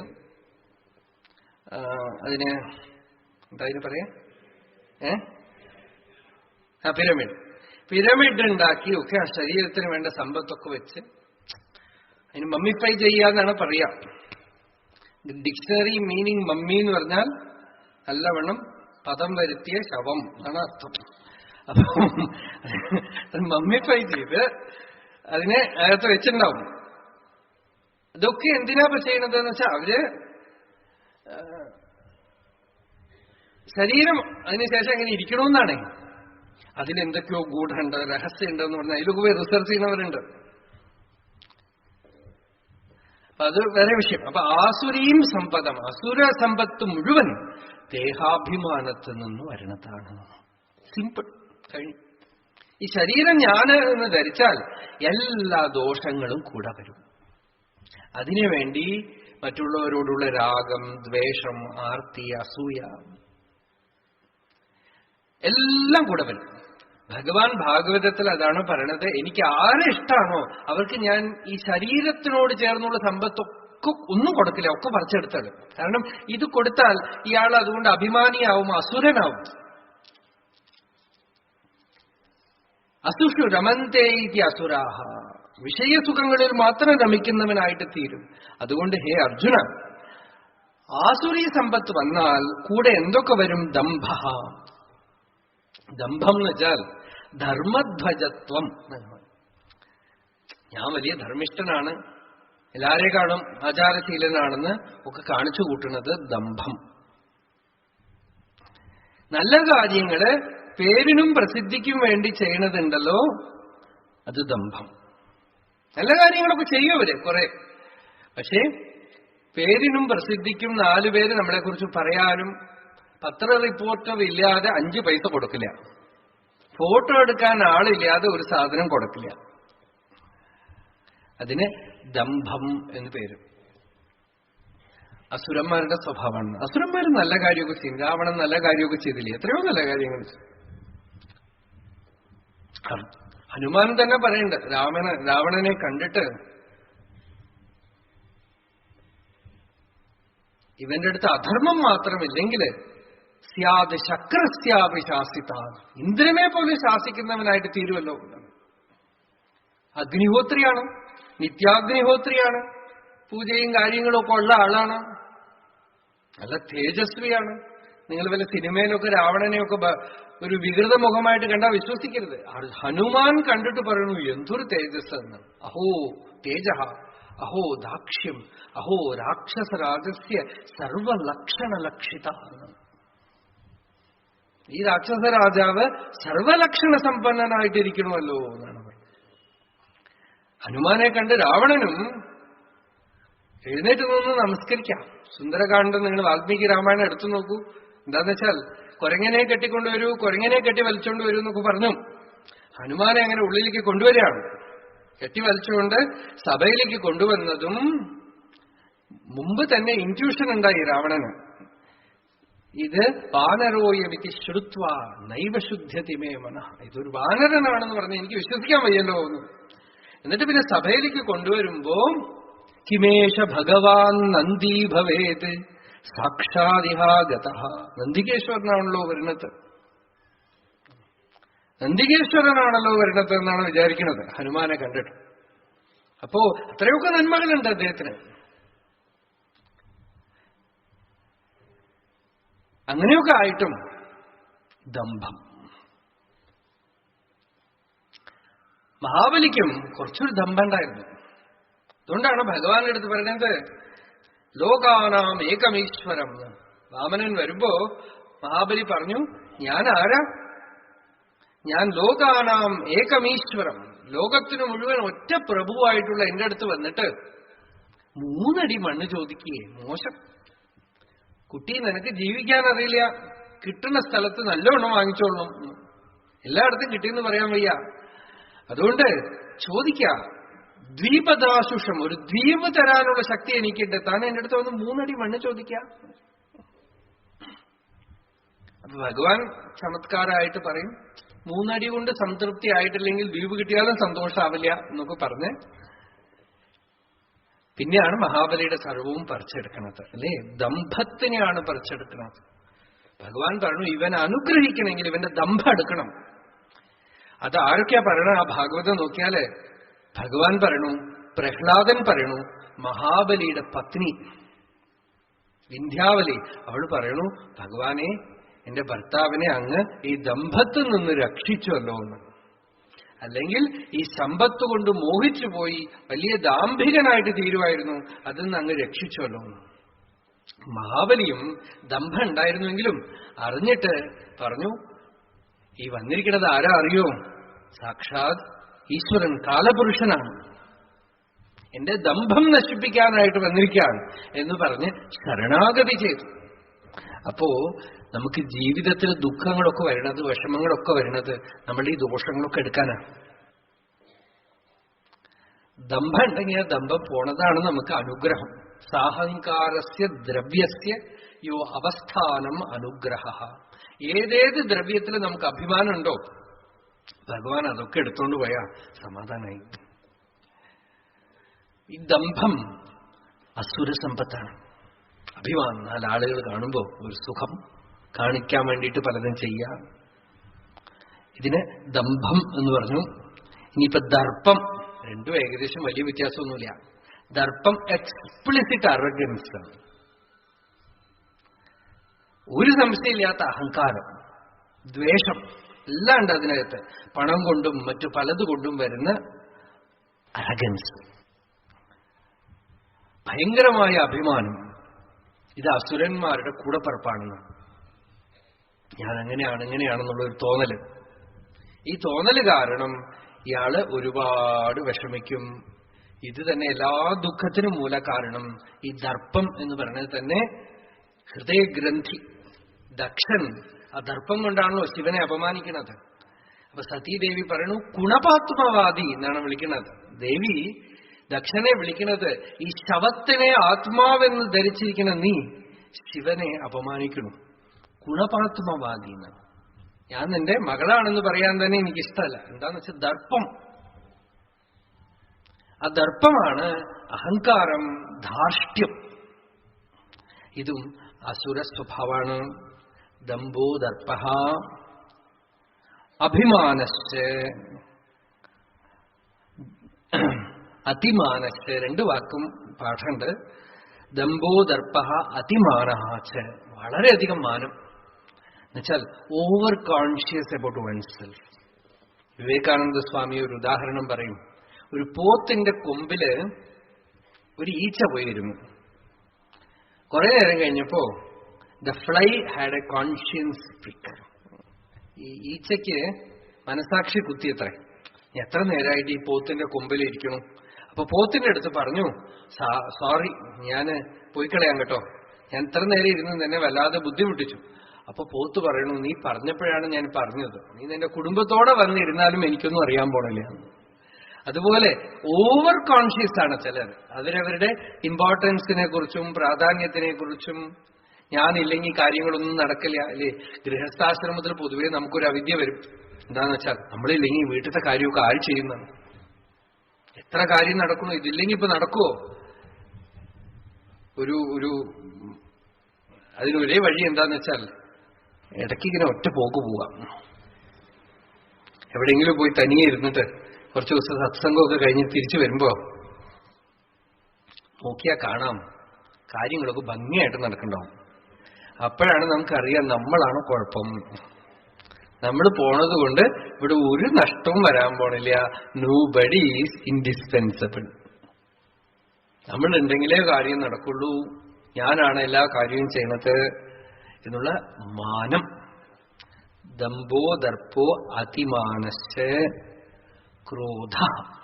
അതിമാനം എന്ന് വെച്ചാൽ കൂടുതൽ സെൽഫ് അസംഷൻ. നമ്മൾ പൊതുവെ ഇംഗ്ലീഷിലൊരു വാക്കുണ്ട്, അയാൾ വളരെ അൺഅസ്യൂമിങ് ആണെന്ന് പറയും. എന്നുവെച്ചാൽ തന്നെ കുറിച്ചൊന്നും വലുതായിട്ടൊന്നും കാണിക്കാത്ത ആളാണെന്ന്. എന്തോ ആണ് എന്ന് കാണിക്കലുണ്ടല്ലോ, അതിമാനം. സെൽഫ് കോൺഷ്യസേ അല്ലെങ്കിൽ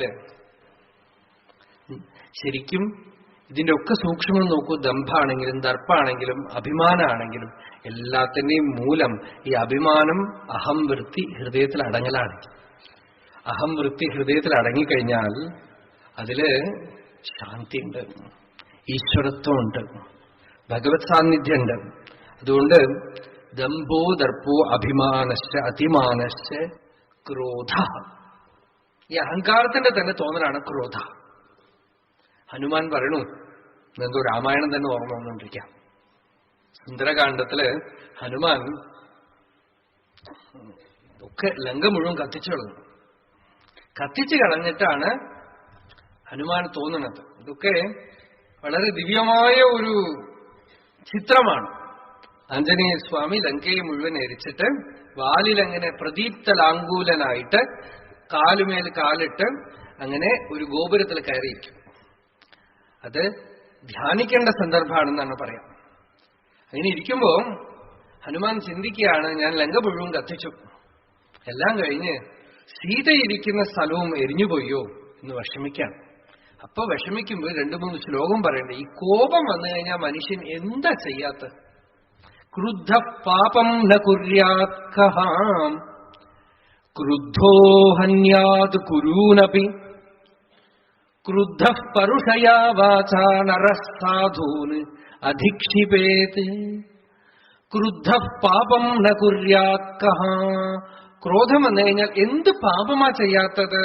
ക്രുദ്ധ പാപം ന കുര്യാത് കഹാ ക്രുദ്ധോ ഹന്യാത് ഗുരൂനപി. ഗുരുവിനെ പോലും കൊന്നുകളയാൻ തോന്നുന്നതാണ്. എന്ത് പാപമാ ചെയ്യാത്തത്? ഗുരുവിനെ പോലും ഒന്ന് കൊന്നാലോ എന്ന് തോന്നുന്നു. നര പരുഷയാ വാച. ഇപ്പൊ പരുഷം ഇപ്പൊ പറയാൻ പോണ്ട്. അതായത് പറയാൻ പാടില്ലാത്ത വാക്കുകളൊക്കെ പറയും. രാമായണത്തില് ലക്ഷ്മണൻ പോലും അങ്ങനെ പറയുന്നുണ്ട്. പെട്ടെന്ന് രാമന്റെ അടുത്തുള്ള അറ്റാച്ച്മെന്റ് കാരണം ലക്ഷ്മണൻ രാമന് പട്ടാഭിഷേക വിഘ്നം വന്നതോടുകൂടെ പറയണു, ഈ അച്ഛൻ, ഈ കിഴവനുണ്ടല്ലോ, ഈ കിഴവനെ പിടിച്ച് ജയിലിലിടാന്ന്. അതിനുള്ള സാധ്യത അന്നേ തുടങ്ങിക്കഴിഞ്ഞു. പിന്നെ അത് കഴിഞ്ഞ് കംസൻ തുടർന്ന് ചെയ്തു. പിന്നെ നമ്മളുടെ മുഗൾ ചക്രവർത്തിമാരൊക്കെ ഗംഭീരമായി രാജ്യം ഭരിച്ച് ജയിലിൽ അവസാനിച്ചു. സമ്പത്തൊക്കെ ഉള്ളപ്പോ അത്രയാണ്. പുത്രാദപി ധനഭാജാം ഭീതിഹി. അല്ലേ? ലക്ഷ്മണൻ പറയുന്നു, ഗുരോരപി അവലിപ്തസ്യ കാര്യാകാര്യമജാനതഃ ഉത്പഥം പ്രതിപദ്നസ്യ കാര്യം ഭവതി ശാസനം. അവരെ പോലും ശാസിച്ചു നിർത്തേണ്ടതാണെന്ന്. എന്താ ഈ അച്ഛൻ ഇങ്ങനെ പറയണത് എന്നൊക്കെ പറഞ്ഞു. എന്റെ കയ്യിലുള്ള വാളുണ്ടല്ലോ, ഇത് അലങ്കാരത്തിനല്ല എന്നൊക്കെ പറഞ്ഞ് നിലവിളിക്കാൻ തുടങ്ങും. അപ്പോ ഭഗവാൻ ശാന്തമായിട്ട് രാമൻ പറയണു, നീ ഇങ്ങനെ കോപിക്കുന്നത് ശോഭനല്ല. കോപം വരുമ്പോ നമുക്കിങ്ങനെ പലതും തോന്നും. അതേപോലെ ലക്ഷ്മണന് വേറൊരു സന്ദർഭത്തിൽ കോപം വരും. എപ്പോഴാന്ന് വെച്ചാൽ, കാട്ടിൽ പോയിട്ട് ലക്ഷ്മണന് ഭരതനെടുത്ത് വലിയ ദേഷ്യ. നമ്മൾ ദേഷ്യപ്പെടുന്ന ആളുടെ അടുത്ത് കുറ്റം ഉണ്ടോന്നും നമുക്ക് അറിയില്ല. നമ്മളുടെ ദേഷ്യം ആണ് നമുക്ക് ന്യായം. അയാളുടെ അടുത്ത് വല്ല കുറ്റമുണ്ടോ? ചിലതൊക്കെ നമ്മളുടെ ജഡ്ജ്മെന്റ് ശരിയായിരിക്കും, ചിലതൊന്നും നമ്മളുടെ ജഡ്ജ്മെന്റ് അത്ര കണ്ട് വിശ്വസിക്കാനൊന്നും പറ്റില്ല. നമ്മൾ പോയി അന്വേഷിച്ചാൽ അവരിൽ ഒരു ദോഷം ഉണ്ടാവില്ല. ചിലതൊക്കെ എല്ലാം നമ്മൾ യോഗികളെ പോലെ ഉള്ളെന്ന് വരുന്നതൊക്കെ ശരിയാണെന്ന് വിശ്വസിക്കാനൊന്നും പറ്റില്ല. ചിലതൊക്കെ അവിടെ നോക്കണം, ശ്രദ്ധിക്കണം. ചിലതൊക്കെ മനസ്സിലാക്കാൻ പറ്റുള്ളൂ. 2 സന്ദർഭം രാമായണത്തിൽ. ഇന്ന് കുറെ രാമായണം ആവട്ടെ, ഇങ്ങനെ ഓർമ്മ വന്നുകൊണ്ടേയിരിക്കും.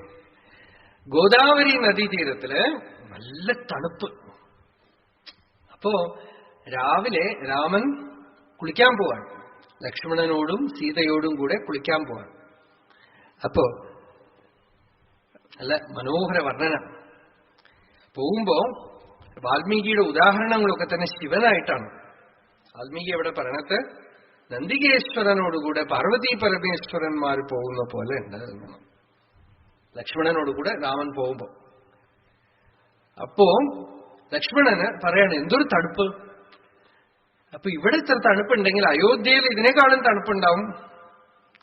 അവിടെ നന്ദിഗ്രാമത്തിൽ സരയൂ നദിയുടെ തീരത്തിൽ ഭരതൻ എത്ര തണുപ്പ് അനുഭവിക്കുന്നുണ്ടാവും, എത്ര തപസ് ചെയ്യണം എന്നൊക്കെ അവിടെ പറയുന്നുണ്ട്. ഇങ്ങനെ പറഞ്ഞുകൊണ്ടേയിരിക്കുമ്പോ ഇതൊക്കെ തന്നെ ഭരതൻ വന്നു പോയ ശേഷം. അപ്പോ അങ്ങനെ പറഞ്ഞുകൊണ്ടേയിരിക്കുമ്പോ പെട്ടെന്ന് വഴി മാറിയിട്ട് ലക്ഷ്മണൻ പറയും, ഈ കൈകേയി കാരനാണ് എല്ലാം വന്നത്. ഇന്നലെ പറഞ്ഞില്ലേ നമ്മള്, പൈശുനം പുകഴ്ത്തിയ ഉടനെ നെഗറ്റീവ് ക്വാളിറ്റീസ് വായിൽ വരും. ഒരാളെ നല്ലത് പറഞ്ഞുകൊണ്ടേ ഇരുന്നാൽ എപ്പോഴാണ് വഴുതിയിട്ട് നെഗറ്റീവ് സൈഡിലേക്ക് പോവാന്ന് അറിയില്ല. നല്ലത് പറഞ്ഞാൽ ഉടനെ ഓപ്പോസിറ്റ് ഉള്ളിൽ വരും. വെളുപ്പ് എന്ന് പറഞ്ഞാൽ കറുപ്പ് വരും. അപ്പൊ ഈ കൈകേയി പോലെ ഒരു ദുഷ്ട ഭരതന്റെ അമ്മയായല്ലോ എന്ന് പറഞ്ഞ് കൈകേയിയെ കുറിച്ച് പറയാൻ തുടങ്ങി. അപ്പൊ രാമൻ ഇങ്ങനെ നടന്നുകൊണ്ടേയിരിക്കുമ്പോ നിന്നിട്ട് തിരിഞ്ഞ ലക്ഷ്മണനെ നോക്കിയിട്ട് പറഞ്ഞു, നതേമ്പാ മധ്യമാതാത് ഗർഹിതവ്യാ കദാചന തമേവ ഇക്ഷ്വാകുനാഥസ്യ ഭരതസ്യ കഥാം കുരു. എനിക്ക് പറയണമെങ്കില് നതേമ്പാ മധ്യമാതാത ഗർഹിതവ്യാ കദാചന. മധ്യമാംബ എന്നാണ്, കൈകേയിയും അമ്മയാണ്. ആ മധ്യമാംബാവായ കൈകേയിയെ നിന്ദിക്കണ്ട. നിനക്ക് പറയണമെന്നുണ്ടെങ്കിൽ ഇക്ഷ്വാകുനാഥസ്യ ഭരതസ്യ കഥാം കുരു. ഇക്ഷ്വാകുനാഥൻ ഞാനല്ല എന്നാണ്, ഭരതനാണ്. അപ്പൊ ഭരതന്റെ കഥ പറയൂ. ലക്ഷ്മണന്റെ അടുത്ത് ഇപ്പൊ കൈകേയിയെ സ്തുതിക്കുമെന്ന് പറയാൻ പറ്റില്ല. അപ്പോ അവിടെ അറ്റൻഷൻ വേണ്ട, ശ്രദ്ധ ഭരതനിലേക്ക് തിരിച്ചുവിടൂ. ഭരതസ്യ കഥാം കുരു. അതേ ലക്ഷ്മണൻ ഭരതൻ ചിത്രകൂടത്തിൽ വരുമ്പോ കാടൊക്കെ ഇങ്ങനെ ഇളകി മറിയാണ്, മൃഗങ്ങളൊക്കെ ഓടുന്നു. ഭരതനാണെങ്കിൽ രാമനെ കാണാതെ തനിക്ക് ജീവിതമില്ല എന്ന് പറഞ്ഞ് ഭക്ഷണമില്ലാതെ വെള്ളമില്ലാതെ ഓടി വരാം. വളരെ ഹൃദയസ്പർശിയായ ഒരു ഭാഗമാണത്. എല്ലാവരും ഭരതനെ സംശയിക്കുകയാണ്, എല്ലാവരും ഭരതനെ നിന്ദിക്കുകയാണ്, എല്ലാവരും ഭരതനെ ചീത്ത പറയുകയാണ്. കാട്ടിലുള്ള നിഷാദ ചക്രവർത്തി, നിഷാദ രാജാവായിട്ടുള്ള ഗുഹനും സംശയിച്ചു. എന്തിനു പറയണു, ഭരദ്വാജ മഹർഷി പോലും സംശയിച്ചു. ഭരദ്വാജൻ സംശയിക്കുമ്പോ ഭരതൻ തളർന്നുപോയി. ഹതോസ്മി യതിമാമേവം ഭഗവാനപി മന്യത്തെ. ആകാശ ഇവ നിർമ്മല. വാൽമീകി കൊടുക്കണ വിശേഷണം ഭരതന് ആകാശ ഇവ നിർമ്മല എന്നാണ്. ആകാശം പോലെ നിർമ്മലനായ ഭരതനെ സംശയിച്ചു എന്നാണ്. ഇവിടെ ലക്ഷ്മണൻ സ്വന്തം സഹോദരൻ, ഈ സഹോദരന്മാരും ബന്ധുവൊക്കെ വെറുതെയാണ്. ലക്ഷ്മണൻ വലിയ മഹാത്മാവാണ് അല്ലേ, ഭഗവത് അവതാരാണ്. എന്നിട്ടും ആ പ്രാകൃത അംശം കാണിക്കുകയാണ്. മരത്തിന് മുകളിൽ കയറി നോക്കും, ആരോ വരുന്നുണ്ട്. അപ്പൊ ദൂരത്ത് നോക്കുമ്പോഴാണ് കോവിതാര ധ്വജം കണ്ടിട്ട് കോപിച്ചിട്ട് രാമനോട് പറയണു, ആ കൈകേയിയുടെ മകൻ വരാണ്. കിട്ടിയ സാമ്രാജ്യം പോരാതെ കാട്ടില് വന്ന് നമ്മളെ വധം ചെയ്യാനായിട്ട് വരികയാണ്. അവനെ കൊല്ലണതിൽ ഒരു തെറ്റുമില്ല എന്നൊക്കെ പറയാം. അപ്പൊ ഭഗവാൻ പറഞ്ഞു, ലക്ഷ്മണ മരത്തുനിന്ന് ഇറങ്ങി. ആദ്യം മരത്തുനിന്ന് ഇറങ്ങി വരും. എന്തിനാ ഈ കിടന്ന് പെടേണത്? നിനക്ക് രാജ്യം വേണമെന്നുണ്ടെങ്കിൽ ഭരതൻ വരുമ്പോ ഞാൻ പറയാം, നിനക്ക് രാജ്യം തന്നേക്കാൻ പറയാമെന്ന്. ലക്ഷ്മണന് ശിക്ഷ, എല്ലാം വിട്ടിട്ട് കൂടെ വന്നിരിക്കുന്ന ആള്, അത്ര വലിയ ത്യാഗി. അപ്പൊ ലക്ഷ്മണന് ഭഗവാൻ പറയണത്, നീ രാജ്യം ആഗ്രഹിച്ചിട്ടാണ് ഇതൊക്കെ പറയണതെങ്കിൽ ഭരതൻ വന്ന് ഞാൻ പറയാം, ലക്ഷ്മണന് കൊടുത്തേക്ക് സന്തോഷമായിട്ട് കൊടുക്കും. അപ്പോ അത് പറഞ്ഞു. ലക്ഷ്മണന് പനിഷ്മെന്റ് അവിടെ അങ്ങനെയാണ്. അങ്ങനെ ശരീരത്തിന്റെ ഉള്ളിൽ ചുരുങ്ങിപ്പോയത്ര ലക്ഷ്മണൻ അത് പറഞ്ഞപ്പോ. എന്നിട്ടാണ് പിന്നെ ഭരതൻ വരുന്നതും പാതുക കൊണ്ടുപോണതും ഒക്കെ കഥ. അപ്പോ ക്രോധം വരുമ്പോ ക്രുദ്ധ, ക്രോധം അസ്ഥാനത്തിൽ വരിക. അപ്പോഴാണ് അതിന് ക്രോധം എന്ന് പേര്. രാമനും ക്രോധം വരുന്നുണ്ട്. രാവണന്റെ അടുത്ത് അവസാനം ക്രോധം വരുന്നു ജനസ്ഥാനത്തില്. അത് കാലാഗ്നി സദൃശ ക്രോധേ ക്ഷമയാ പൃഥിവീ സമഹ. ക്രോധം വരുമ്പോ കാലാഗ്നി പോലെ, ക്ഷമിക്കുമ്പോ പൃഥിവി പോലെ. എവിടെ വേണോ അവിടെ അതൊരു ആയുധമായിട്ട് ഉപയോഗപ്പെട്ടു ക്രോധം. അത് ധർമ്മം കൂടെ ഉണ്ട്. ധർമ്മം കൂടെ ഇല്ലെങ്കിലാണ് ആസുരി അവിടുത്തെ. ധർമ്മം ഉണ്ടെങ്കിൽ എല്ലാ ഇമോഷനും, ധർമ്മം ഉണ്ടെങ്കിൽ അതിന്റെ സ്വഭാവം മാറും. ഏത് വികാരവും ധർമ്മമില്ലെങ്കിൽ, ദാനം പോലും ധർമ്മമില്ലാതെയാണ് നടക്കുന്നതെങ്കിൽ, അഭിമാനത്തോടു കൂടെ നടക്കുകയാണെങ്കിൽ ദമ്പായി. നല്ല കാര്യം പോലും അഹങ്കാരത്തോടു കൂടെ ചെയ്യുകയാണെങ്കിൽ ദർപ്പായി. സന്യാസം മുതലായിട്ടുള്ള നല്ല കാര്യങ്ങളൊക്കെ പോലും ഒരു അഭിമാനത്തിന് വേണ്ടിയാണ് ചെയ്യണതെങ്കിൽ, ഏത് സർവസംഘ പരിത്യാഗമാണോ മുക്തിക്കുള്ള മാർഗമാണോ അതുപോലും ദമ്പവും തത്വമൊക്കെ ആയിട്ട് മാറും.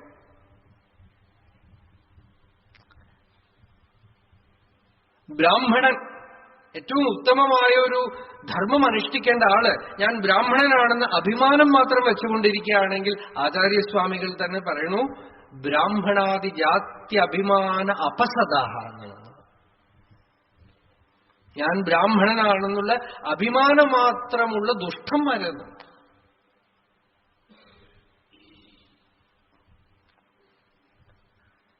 അഭിമാനം മാത്രം കൊണ്ടൊന്നും കാര്യമില്ലല്ലോ. അപ്പൊ എവിടെയൊക്കെ അഭിമാനം വന്നു അവിടെയൊക്കെ ആസുരി സമ്പത്ത് വന്നു.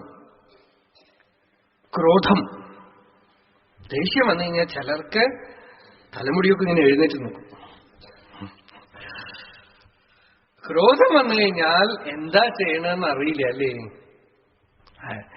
കുഞ്ഞനമ്പ്യാര് പറഞ്ഞില്ലേ, വിശന്നിട്ട് പടയ്ക്ക് പോയിട്ട് വന്ന നായർക്ക് ദേഷ്യം വന്നിട്ട് അതുകൊണ്ട് അരിശം തീരാതവൻ ആ പുരയുടെ ചുറ്റും മണ്ടി നടന്നു എന്നാണ്. അരിക്കല്ലെടുത്ത് കിണറ്റിലിട്ടു, ഭാര്യയ്ക്കിട്ട് അടി കൊടുത്തു. ഒക്കെ ദേഷ്യം വന്നു കഴിഞ്ഞാൽ എന്തൊക്കെ ചെയ്യുന്നതാണ് പറഞ്ഞത്. ക്രുദ്ധ, എന്തൊക്കെ തന്നെ ചെയ്യും, ചെയ്യാൻ പാടില്ലാത്തതൊക്കെ ചെയ്യും ക്രോധം വരുമ്പോ. ആസുരി സമ്പത്ത്, ശാന്തി ഉണ്ടാവില്ല. ദേഷ്യം വന്നാ സമാധാനം. രംഗനാഥാനന്ദ സ്വാമി ഒരിക്കലും പറഞ്ഞു, ഒരാൾ പറഞ്ഞു, സ്വാമിജി തൃശ്ശൂരുള്ളപ്പോ സ്വാമിജി ഒരുപാട് കോപം വരുന്നു.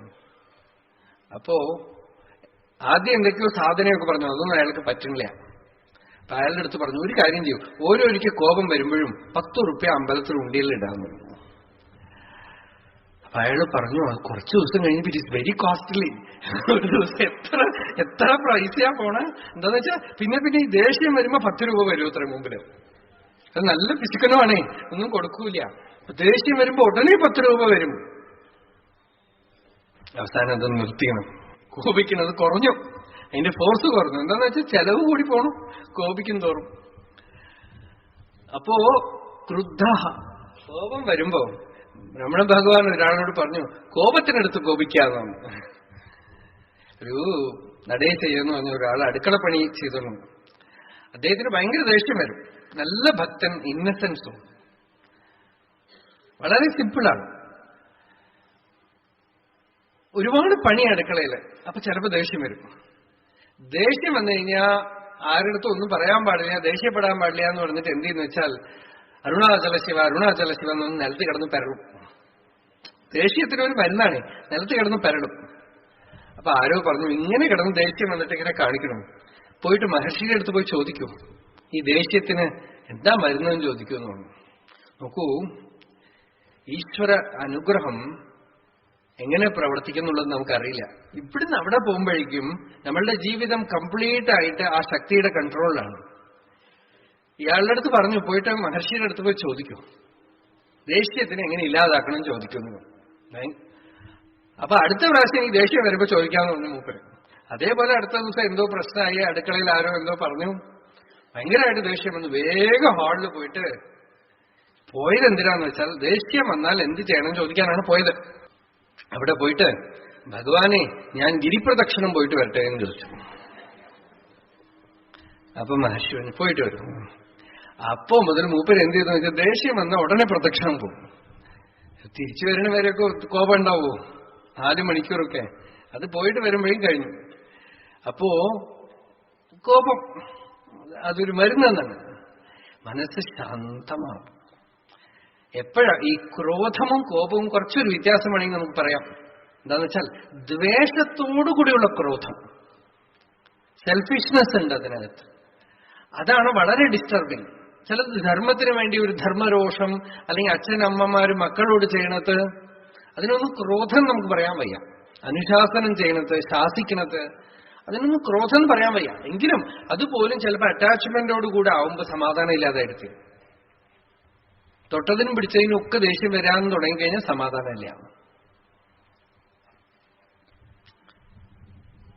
ഏകനാഥ് എന്നൊരു മഹാത്മാ ഉണ്ടായിരുന്നു മഹാരാഷ്ട്രത്തിൽ.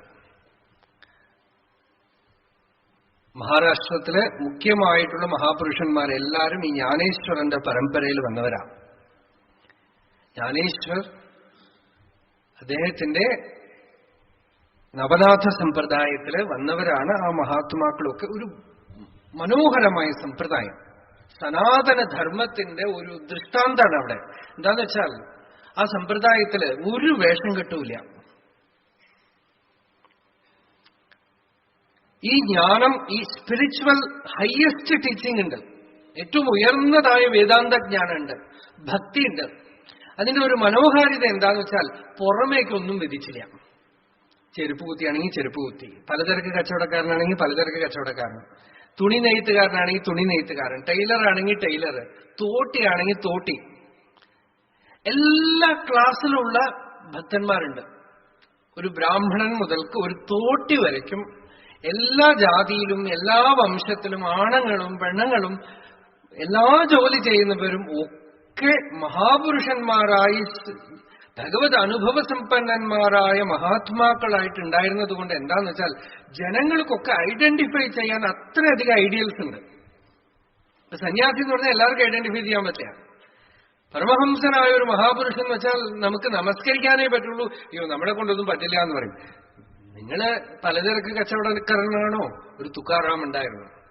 നിങ്ങൾ ടൈലറാണോ? ഒരു നാമദേവൻ ഉണ്ടായിരുന്നു. നിങ്ങൾ ചെരുപ്പ് കുത്തിയാണോ? ഒരു രഹിദാസ് ഉണ്ടായിരുന്നു. നിങ്ങൾ തോട്ടിയാണോ? ഒരു ചോക്കാമേള ഉണ്ടായിരുന്നു.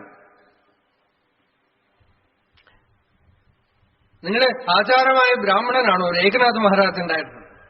നിങ്ങൾ സന്യാസിയാണോ? 4 പേര്, നിവൃത്തിനാഥ്, ജ്ഞാനേശ്വരർ, സോപാനദേവ്, മുക്താബായി, അവധൂതന്മാരായി, ജ്ഞാനനിഷ്ഠന്മാരായിട്ട്, ബ്രഹ്മനിഷ്ഠന്മാരായിട്ടുണ്ടായിരുന്നു.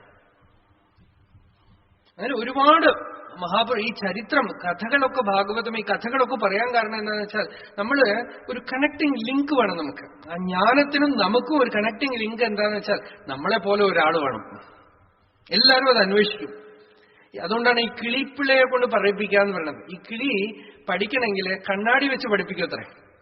കിളിയെ കൊണ്ട് എന്തെങ്കിലും പറയിപ്പിക്കാനായിട്ട് കണ്ണാടി വെച്ച് അതിന് പുറകെ എന്ന് പറയുമ്പോൾ ഈ കിളി അത് നോക്കിയിട്ട് എന്നെ പോലെ ഒരു കിളി പറയണു, ഞാൻ പറഞ്ഞാൽ എന്തേന്ന് വന്ന് തുടങ്ങുന്നതാണ്. അതുപോലെ നമ്മൾക്ക് ഈശ്വരനും നമ്മളെ പോലെ തന്നെ ഒരു വേഷം കെട്ടി വരും. നമ്മളെ പോലെ തന്നെ ഒരു ജീവിതം നയിച്ചുകൊണ്ട് അതിന്റെ ഇടയിൽ ആ പൂർണ്ണത്വം കാണുമ്പോൾ, നമ്മളെ പോലെ തന്നെ വിഷമങ്ങളുടെയും ദുഃഖങ്ങളുടെയും നടുവിലിരുന്നു കൊണ്ട് ആ പൂർണ്ണത്വം കാണുമ്പോൾ നമുക്കൊരു വിശ്വാസം, ഒരു കോൺഫിഡൻസ്, ശ്രദ്ധ ഉണരും, നമുക്ക് സാധിക്കും. അങ്ങനെ ഒരു വലിയ പരമ്പര അവിടെ ഉണ്ടായിരുന്നു. അതിൽ ഏകനാഥർ വളരെ സാത്വികനായ ഒരു മഹാപുരുഷൻ. അദ്ദേഹത്തിന്റെ 2 ഗ്രന്ഥങ്ങളാണ് ആ വാരക്കരി സമ്പ്രദായം എന്ന് പറഞ്ഞ അവരുടെ സമ്പ്രദായം. ആ സമ്പ്രദായത്തിൽ ഭഗവന്നാമം ജപിക്കുക, ജ്ഞാനേശ്വരി ഗീത വായിക്കുക, ഏകനാഥി ഭാഗവതം വായിക്കുക, പണ്ഡർപൂരിലേക്ക് യാത്ര പോവുക, ഇതൊക്കെയാണ് സമ്പ്രദായം. അതൊക്കെ ഏത് കുടുംബത്തിലെ എങ്ങനെയുള്ളവരായാലും ശരി, അവരൊക്കെ അതനുസരിച്ച് ദാരിദ്ര്യത്തിന്റെ നടുവിൽ നാമസങ്കീർത്തനം ചെയ്തുകൊണ്ടും നാമം ജപിച്ചുകൊണ്ടും ഭക്തിയോടുകൂടെയും ഈ ഗ്രന്ഥങ്ങളൊക്കെ പാടിക്കൊണ്ടും ഒക്കെ ജീവിക്കുന്നവർ ഇന്നുണ്ട്.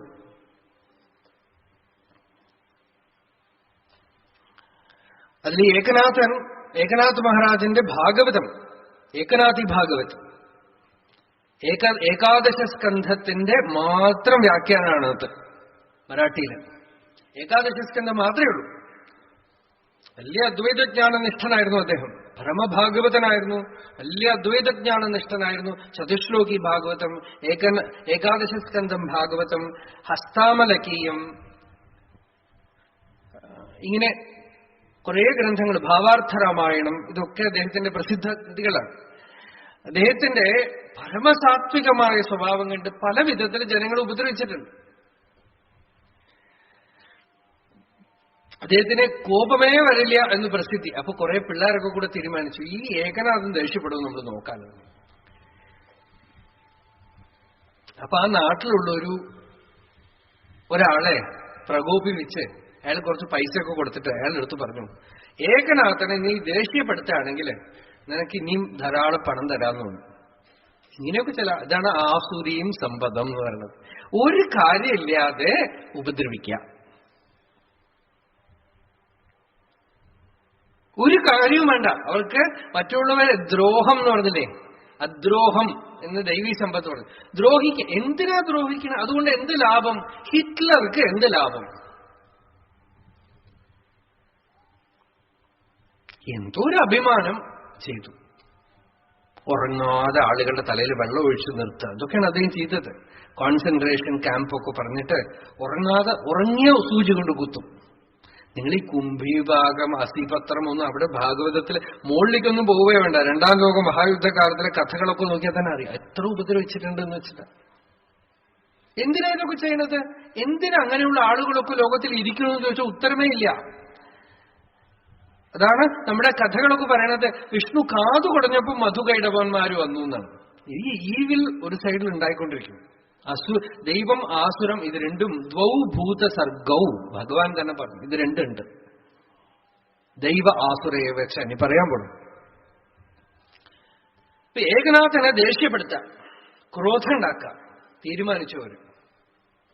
നമ്മളിപ്പോ ആസുരി സമ്പത്ത് പറഞ്ഞാലും ദൈവീ സമ്പത്ത് തന്നെ പറഞ്ഞുകൊണ്ടിരിക്കുകയാണ് ഇപ്പോ. എന്താണെന്ന് വെച്ചാൽ നമുക്ക് അതാണിപ്പോ വേണ്ടത്. അപ്പൊ ഏകനാഥ് മഹാരാജ് ഗോദാവരി സ്നാനം കഴിച്ചിട്ട് വരുമ്പോ, ഗോദാവരി സ്നാനമാണെങ്കിലും മഹാരാഷ്ട്രത്തിൽ ഗംഗാ സ്നാനം എന്നാണ് പറയാവര്. അപ്പൊ ഗോദാവരിയിൽ നിന്ന് കുളിച്ചു വരുമ്പോ ഇയാൾ എന്ത് ചെയ്തെന്ന് വെച്ചാൽ വായി നിറയെ വെറ്റിലിട്ടിട്ട് അതിലൊരു തരം അവിടെ പാൽ എന്ന് പറയും ഒരു കളർ, അതിട്ടിട്ട് ചവച്ചിട്ട് ഏകനാഥൻ വരുമ്പോ മുഖത്തേക്ക് ഒരു തുപ്പ് തുപ്പി. ഒന്നും പറയാതെ പോയി കുളിച്ചിട്ട് വന്നു. കുളിച്ച് വന്നത് പിന്നെയും തുപ്പി. 27 പ്രാവശ്യം തുപ്പി. എത്ര? ഓരോ പ്രാവശ്യം പോയി കുളിച്ചിട്ട് വന്നു. ഒന്നും പറഞ്ഞില്ല, ശാന്തമായിട്ട് പോയി കുളിച്ചു. അവസാനം ഇയാൾക്ക് പശ്ചാത്താപം ഉണ്ടായി. വിഷമിച്ച്, സ്വാമി അങ്ങേക്ക് എങ്ങനെയാ ഇങ്ങനെ കോപിക്കാതിരിക്കണത്, ദേഷ്യപ്പെടാതിരുന്നത്? ഞാൻ ഇത്രയധികം വിഷമിപ്പിച്ചു. അപ്പൊ ഏകനാഥ് പറഞ്ഞ ഉത്തരം, ഈ തുപ്പിയാൽ ഉള്ള ചളി ഉണ്ടല്ലോ, ഞാൻ ഗോദാവരി പോയി കുളിച്ചാൽ പോവും. പക്ഷെ ഞാൻ ദ്വേഷം എന്റെ ഉള്ളിൽ ക്രോധം ഉണ്ടായ ആ ചളി ഗോദാവരിയോ ഗംഗയിലോ ഒന്നും കുളിച്ചാലൊന്നും പോല. അത് അകമയ്ക്ക് ഉണ്ടാവണ ആ മലത്തിന് എവിടെ പോയി കഴുകിക്കളയും? അതുകൊണ്ട് സന്തുക്കളുടെ ഇന്റലിജൻസ് എന്ന് പറഞ്ഞാൽ അത് ഉള്ളില് ആണ്. നമ്മള് ക്ലവർനെസ് എന്താന്ന് വെച്ചാൽ മറ്റുള്ളവരെ എങ്ങനെ പറ്റിക്കാൻ ചതിക്കാൻ ഒക്കെ നോക്കും. ഇന്റലിജൻസ് എന്ന് പറഞ്ഞാൽ you are conscious about your inner life. അവിടെ ശാന്തി വേണം, ദയ വേണം, കാരുണ്യം വേണം, സത്യനിഷ്ഠ വേണം, ത്യാഗം വേണം. അപ്പോ അവിടെ അതിന് പ്രാധാന്യം കൊടുക്കുന്നതുകൊണ്ട് കോപിക്കാനൊന്നും, ക്രോധത്തിന് ഇടമേയില്ല. കോപിക്കാതിരിക്കുക. നമ്മുടെ ഭഗവാനെ തുപ്പി ഒരാള്, ഒരു ബാലാനന്ദൻ എന്ന് പറഞ്ഞ ഒരാള്. എന്താന്ന് വെച്ചാൽ അയാള് മഹർഷിയെ ഉപയോഗിക്കാൻ ശ്രമിച്ചു. മഹർഷി മിണ്ടാതെ മൗനമായിട്ടിരിക്കുന്നത് കൊണ്ട് ഇയാൾ അടുത്ത് വന്നിരുന്നിട്ട് വരുന്നവരോടൊക്കെ പറയും, ഈ കുട്ടി എന്റെ ശിഷ്യനാണ്, അവന് ദക്ഷിണ കൊടുക്കൂ എന്നൊക്കെ പറയും. അപ്പൊ മഹർഷി എഴുന്നേറ്റ് പോയപ്പോ ഇയാള് അവിടെ പോയിട്ട് എന്തൊക്കെയോ ചീത്ത പറഞ്ഞിട്ട് മുഖത്ത് തുപ്പി. മഹർഷി ഒന്നും പറഞ്ഞില്ല. ആർക്കോ അറിഞ്ഞു, പിന്നീട് അറിഞ്ഞിട്ട് അയ്യോ ഭഗവാനെ തുപ്പിയല്ലോ, എന്ത് ചെയ്തു ഭഗവാൻ? തുടച്ചു എന്ന് പറഞ്ഞു. എത്രയോ പ്രാവശ്യം തുപ്പിയ ശരീരമല്ലേ, തുടച്ചു കളഞ്ഞു, അല്ലാതെ എന്താന്ന്. മേത്ത് മുഴുവൻ മിളകരച്ച് തേച്ചിട്ടുണ്ട്. എന്താന്ന് വെച്ചാൽ അനങ്ങാതെ ഇരിക്കണു, ഇതാണ് കുറ്റം. കുറെ പിള്ളേർക്ക് തോന്നിയത് ഈ സ്വാമി അനങ്ങോ നമുക്ക് നോക്കാമല്ലോ എന്ന് പറഞ്ഞിട്ട് പച്ചമുളക് അരച്ചിട്ട് മേത്ത് മുഴുവൻ തേച്ചു. അനങ്ങിയില്ല. അപ്പോ എന്നിട്ട് ഭഗവാന്റെ അടുത്ത് അപ്പൊ പറഞ്ഞു, അയ്യോ എരിഞ്ഞില്ലേ? ആദ്യം കുറച്ച് എരിഞ്ഞു, നല്ല എരിവുണ്ടായിരുന്നു, പിന്നെ ഏതോ ആയുർവേദ പുസ്തകത്തിലുണ്ട് നല്ല സ്കിന്നിന് നല്ല മരുന്നാണെന്ന് പറഞ്ഞ് കണ്ടിട്ടുണ്ടെന്ന്.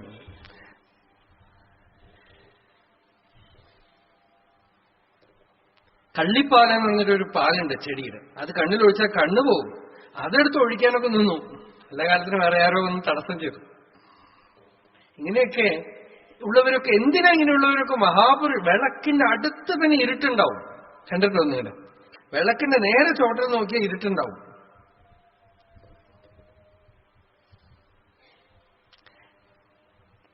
എന്തിനാ അവരൊക്കെ അങ്ങനെ ഇരിക്കണം? ഉണ്ടാവുന്നത് ശ്രദ്ധിക്കാൻ പാടില്ല. ആസുരി ഒരു വശത്ത് ഉണ്ടായിക്കൊണ്ടിരിക്കും, നിങ്ങൾ അത് ശ്രദ്ധിക്കേണ്ട. ദൈവീ സമ്പത്തിനെ മാത്രം ശ്രദ്ധിച്ചാൽ മതി. ആസുരിയെ ശ്രദ്ധിക്കാൻ പോയാൽ അതിന് പവർ വരും.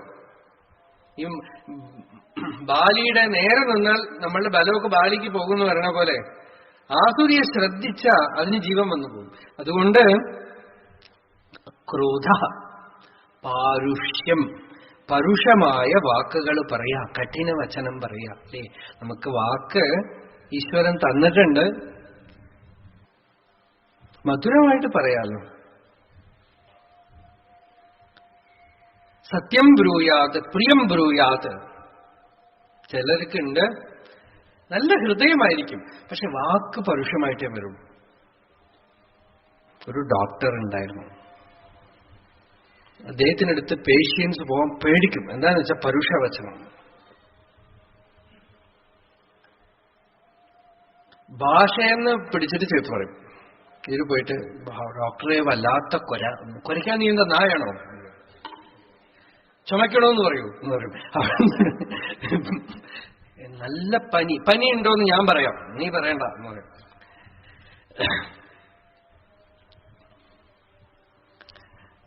പരുഷം. എന്തിനാ അങ്ങനെ? പരുഷയാവാച നരസാധൂനധിക്ഷിപേത്. പരുഷയാവ, സാധുക്കളെ, മഹാപുരുഷന്മാരെ പോലും അപമാനിക്കും, ദ്വേഷിക്കും, വേദനിപ്പിക്കും, വിഷമിപ്പിക്കും. പറയാൻ പാടില്ലാത്ത വാക്കുകളൊക്കെ പറഞ്ഞു പോകും. പരുഷയാവാച നരസാധൂന് അധിക്ഷിപേത്. ചിലതൊക്കെ പറഞ്ഞു കഴിഞ്ഞിട്ടാണ് ആലോചിക്കുക, അയ്യോ ഇതൊന്നും പറയാൻ പാടില്ലായിരുന്നു. വാക്ക് അളന്ന് മുറിച്ച് പറയാന്നുള്ളത് ഒരു തപസ്സാണ്. മൗനം ഒരു തപസ്സാണ്. മൗനത്തിനേക്കാളും പ്രധാനം, ചിലപ്പോൾ നമ്മൾ മൗനവ്രതം ഇരുന്നു കഴിഞ്ഞാൽ അടുത്ത ദിവസം മുതൽ അടുത്ത ദിവസം രാവിലെ എണീറ്റ് കുറെ അങ്ങോട്ട് കുപ്പിളിക്കണം, ഒക്കെ പുറത്തേക്ക് പോകണം. മൗനവ്രതത്തിനേക്കാളും വിഷമം പിടിച്ച കാര്യം എന്താന്ന് വെച്ചാൽ അളന്നു മുറിച്ച് ഉപയോഗിക്കുക, വേണ്ടത് പറയുക, മൃദുവായിട്ട് പറയുക. ഇപ്പൊ മൃദു എന്നുള്ളത് ദൈവീ സമ്പത്തായിട്ട് പറഞ്ഞു, മാർദ്ദവം എന്ന് പറഞ്ഞു. ഇവിടെ പാരുഷ്യം എന്ന് പറഞ്ഞു. ഉള്ളിലുള്ള ഡിസ്റ്റർബൻസ് അത് പരുഷമായ വാക്കുകളായിട്ട് പുറത്തേക്ക് വരും. The very sound can disturb you. Music can kill, music can heal.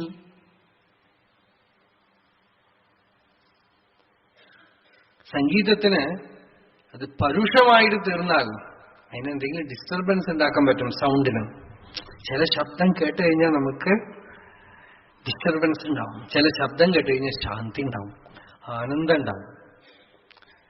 പരുഷമായ ശബ്ദം ഹൃദയത്തില് വേദമന്ത്രം, വേദം തന്നെ പറയണത് ഋഷികളുടെ ശബ്ദത്തിന് തന്നെ മാർദ്ദമുണ്ടാവും. ചത്വാരി വാക്ക് പരിമിതാപദാനി, വേദം പറയണു വാക്കിന് 4 പാദങ്ങളുണ്ട്. താനി വിദുർ ബ്രാഹ്മണായേ മനീഷിണ. ആ 4 പാദങ്ങളിലും സ്പർശിച്ചിട്ടുള്ള വാക്ക് ബ്രാഹ്മണാഹ വിദു, ഋഷികള് തത്വജ്ഞാനികളുടെ വാക്കുകള് 4 പാദങ്ങളെയും സ്പർശിച്ചു വരുന്നു.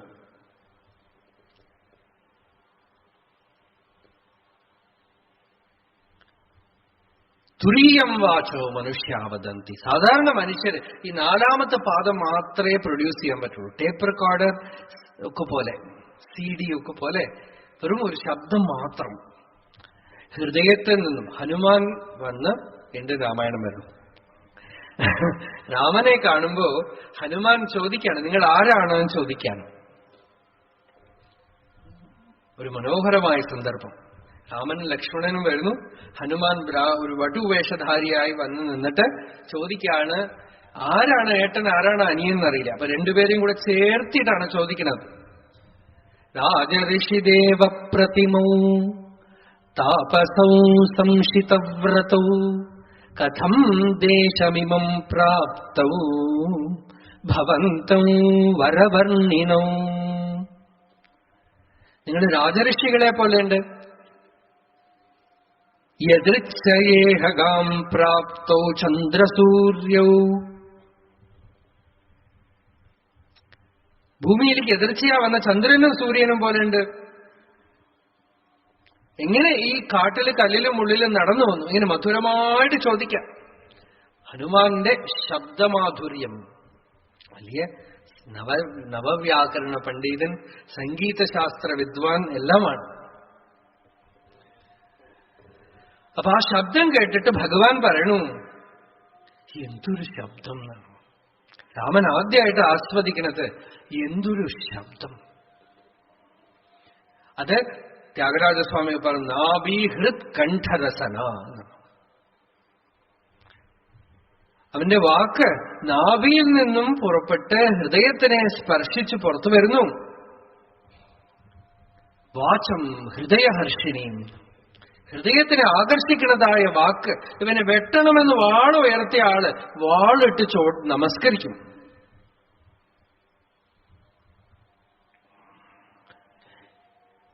ഇവൻ ഋഗ്വേദ പണ്ഡിതനാണ്, യജുർവേദ പണ്ഡിതനാണ്, സാമവേദ പണ്ഡിതനാണ്. നാനൃഗ്വേദ വിനീതസ്യ ന അയജുർവേദ ധാരിണ ന അസാമവേദ വിദുഷഃ ശക്യമേവം വിഭാഷിതും. ന അനൃഗ്വേദ വിനീതസ്യ, ഋഗ്വേദയുടെ വിനയം ഇവനുണ്ട് എന്നാണ്. ന അയജുർവേദ ധാരിണ, യജുർവേദിയുടെ ധാരണാശക്തിയുണ്ട്. ന അസാമവേദ വിദുഷഃ, സാമവേദിയുടെ വൈദുഷ്യമുണ്ട് ഇവന്റെ അടുത്ത്. എന്തു മധുരമായ ശബ്ദം എന്ന് പറഞ്ഞ് ആ മാധുര്യത്തിനെയാണ് ഭഗവാൻ ആദ്യം വാഴ്ത്തുന്നത്. പാരുഷ്യമില്ലാത്ത ശബ്ദം, മധുരമായ ശബ്ദം, ഒരു പെശകില്ലാത്ത വാക്ക്, മാർദ്ദവം, മൃദു.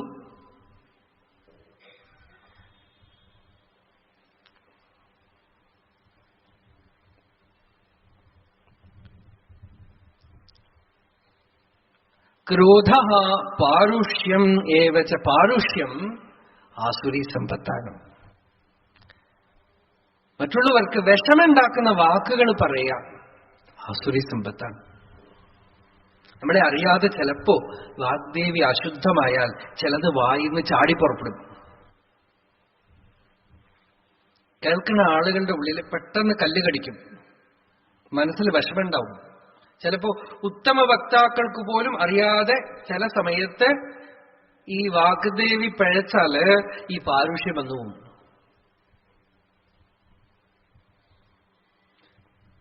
അതുകൊണ്ടാണ് ഉപനിഷത്ത് പറഞ്ഞു എന്തിനൊക്കെയാണ് ഉപാസിക്കേണ്ടത് എന്ന് വെച്ചാൽ അന്നം പ്രാണം ചക്ഷുശ്രോത്രം മനോ വാചമിതി.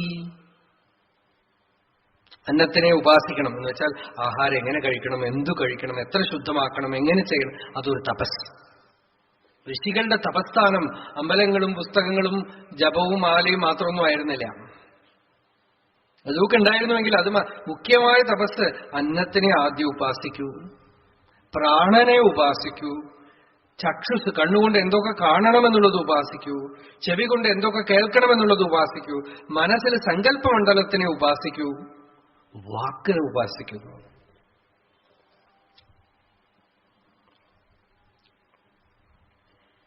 പാരുഷ്യമില്ലാതിരിക്കുക എന്നുള്ളത്, മൃദുവായിട്ടിരിക്കുക എന്നുള്ളത് വാക്കിനെ ഉപാസിക്കലാണ്. നമുക്ക് അങ്ങനെ ഇരിക്കാൻ പറ്റിയിട്ടില്ലെങ്കിൽ മൗനമായിട്ടിരിക്കാം.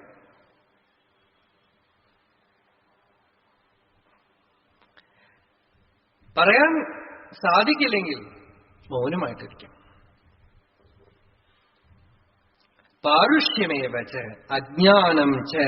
അജ്ഞാനം എന്ന് വെച്ചാൽ അവിവേകം, സ്വരൂപജ്ഞാനമില്ലായ്മ എന്നുള്ളത് പറയാം. അത് ബേസിക്കാണ്. അസുരഭാവത്തിനൊക്കെ ബേസിസ് എന്താണ്? അജ്ഞാനം, സ്വരൂപജ്ഞാനമില്ലായ്മ. ശരീരാഭിമാനം അതിന് അജ്ഞാനാണല്ലോ. മൗഢ്യം, ഇഗ്നറൻസ്, അതാണല്ലോ ബേസിസ്.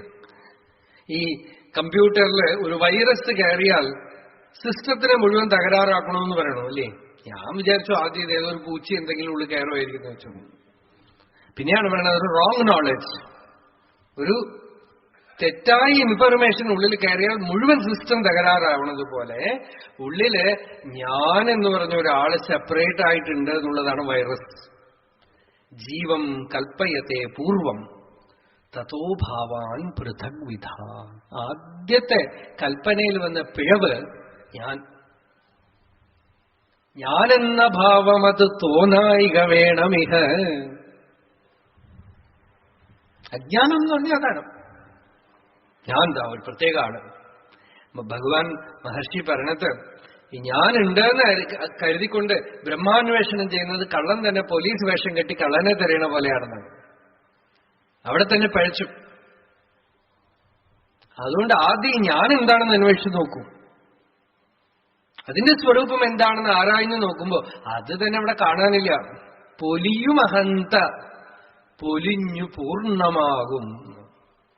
അഹന്തയുടെ സ്വരൂപം എന്താണെന്ന് ആരായുമ്പോ പാമ്പ് കയറിൽ മറയണ പോലെ അഹങ്കാരം സ്വരൂപത്തിൽ മറഞ്ഞു പോകും. പക്ഷെ ആരായാതിരിക്കണത് കൊണ്ട്, അവിചാരം കൊണ്ട്, അവിവേകം കൊണ്ട്, അശ്രദ്ധ കൊണ്ട് ഉള്ള ഒരു കുഴപ്പാണ് അജ്ഞാനം. ഞാൻ ഇന്നവൻ, അതിനുശേഷം അതിന്റെ മേലെ ഞാൻ ഇന്നവനാണ്, ഇതാണ്, അതാണ്, എല്ലാ വിശേഷണങ്ങളും കയറ്റിവെച്ചു. അജ്ഞാനം ച അഭിജാതസ്യ പാർത്ഥസമ്പദം ആസുരീം. ഇവിടെ അഭിജാതം എന്നുള്ള വാക്ക് പറഞ്ഞു ഭഗവാൻ. ഇത് ജനറ്റിക് പ്രോബ്ലമാണ് ചിലർക്കെന്നത്. ഇതും ചിലർക്ക് ജന്മനാ കിട്ടും. അസുരന്മാരുടെ സമ്പത്തിനെ പ്രാപിക്കത്തക്കവനായി ജനിക്കുന്നവന് ഉണ്ടാകുന്നതാണ്. അജ്ഞാനം ച അഭിജാതസ്യ പാർത്ഥ സമ്പദം ആസുരീം. ഇതൊക്കെ ജന്മനാ പോലും ചിലർക്ക് വന്നു പോകും. ജന്മനാ വന്നാലും ഭഗവാൻ പറഞ്ഞത് നിങ്ങൾക്ക് വിവേകം ഉണ്ടായോ? ഇതൊക്കെ നിങ്ങളിൽ ഉണ്ടെങ്കിലും ഉണ്ടെന്ന് സ്വീകരിക്കരുത്. ഇത് നമ്മളുടെ യഥാർത്ഥ സ്വരൂപമല്ല. ഈ ആസുരി സമ്പത്ത് നമ്മളുടെ യഥാർത്ഥ സ്വരൂപമല്ല. ചിലരൊക്കെ അതിനെ തന്നെ അഫേം ചെയ്തുകൊണ്ടിരിക്കും. എനിക്ക് സ്വാമി ഇതുണ്ട്, ഒന്നും ചെയ്യാൻ വയ്യ, എന്ത് ചെയ്യാം, പിന്നെയും ഇങ്ങനെ തോന്നുന്നു. ആ തോന്നുന്നതിന് എന്തിനാ ശ്രദ്ധിക്കണത്? ദേഷ്യം വരണം. ശരി, ദേഷ്യം വരട്ടെ. എപ്പോ വന്നു? ഇന്നലെ വന്നു. അതിനിപ്പോ എന്തിനാ നോക്കണം? നിങ്ങൾ സത്സംഗം ചെയ്യുക, ഭഗവത് നാമം ജപിക്കുക, മഹാപുരുഷ സമ്പർക്കം ഉണ്ടാവുക, ഭഗവത് ധ്യാനം ചെയ്യുക, ഇങ്ങനെ തന്നെ സമയം ചെലവഴിച്ചുകൊണ്ടിരുന്ന അപ്പൊ അതൊക്കെ വെളിച്ചം വന്നാൽ ഇരുട്ട് പോയിക്കോളും. ആസുപ്തേഹേ ആമൃതേഹേ കാലം ഏത് വേദാന്ത ചിന്തയാ. സമയം മുഴുവൻ ഭഗവത് വിചാരം ചെയ്തുകൊണ്ടിരുന്നാൽ തനിയെ മറ്റതൊക്കെ പോയിക്കോളും. നിങ്ങൾ അതിനെയൊക്കെ ഓടിച്ചു വിടണം എന്ന് വിചാരിച്ചാൽ ആസുരി സമ്പത്തിനടുത്ത് ചണ്ട കൂടി ജയിക്കാനേ പറ്റില്ല. ഈ അസുരന്മാരൊക്കെ നോക്കൂ, അവരെന്തെങ്കിലും ഒരു സ്പെഷ്യൽ ഒരു വരം വാങ്ങിച്ചുകൊണ്ടാ വരിക. നേരിട്ട് നിന്ന് യുദ്ധം ചെയ്യാൻ പറ്റില്ല, എന്തോ അങ്ങനെയൊക്കെയാണ് അല്ലേ? അതൊക്കെ അതിന്റെ സ്വഭാവമാണത്. നിങ്ങൾക്ക് അതിനെ ഇല്ലാതാക്കാൻ പറ്റില്ല. വെളിച്ചം കൊണ്ടുവന്നാൽ ഇരുട്ട് പോകും. ജ്ഞാനം വന്ന അജ്ഞാനം പോയിക്കൊള്ളും. ദൈവീ സമ്പത്ത് പ്രകാശിച്ചാൽ ആസുരി സമ്പത്ത് പോയിക്കൊള്ളും. അതിനോട് ശണ്ട കൂടി ഇല്ലാതാക്കാൻ പറ്റില്ല. അതുകൊണ്ട് അർജുനനോട് ഇത് പറഞ്ഞു. അർജുനന് ഇത്തിരി വിഷമം. ഭഗവാനെ, ഇപ്പൊ ഈ ആസുരി സമ്പത്ത് കേട്ടപ്പോ അതാണോ ഇപ്പൊ എനിക്കുള്ളതെന്ന് തോന്നുന്നു. ഒരാളുടെ അടുത്ത് ഭഗവത്ഗീത പഠിക്കാൻ വന്നപ്പോ അയാൾ പറഞ്ഞു, അതിൽ ഒരു ലക്ഷണം എന്നിൽ നല്ലവണ്ണമുണ്ട്. എന്താന്ന് വെച്ചാൽ തമോ ഗുണം. അതിനിപ്പോ പോയി ഭഗവത്ഗീത പഠിക്കണോ? അർജുനനെ ഭഗവാൻ സമാധാനിപ്പിക്കുകയാണ്. അടുത്ത ശ്ലോകം നോക്കൂ. ദൈവീ സമ്പദ്വിമോക്ഷായ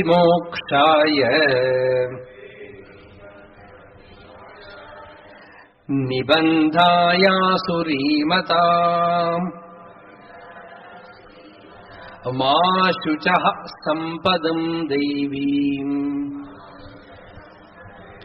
അഭിജാതോസി പാണ്ഡവ. ദൈവീ സമ്പദ് വിമോക്ഷായ. അർജുന, ഈ ദൈവീ സമ്പത്ത് ഉണ്ടല്ലോ, അത് നിന്നെ സ്വതന്ത്രമാക്കും.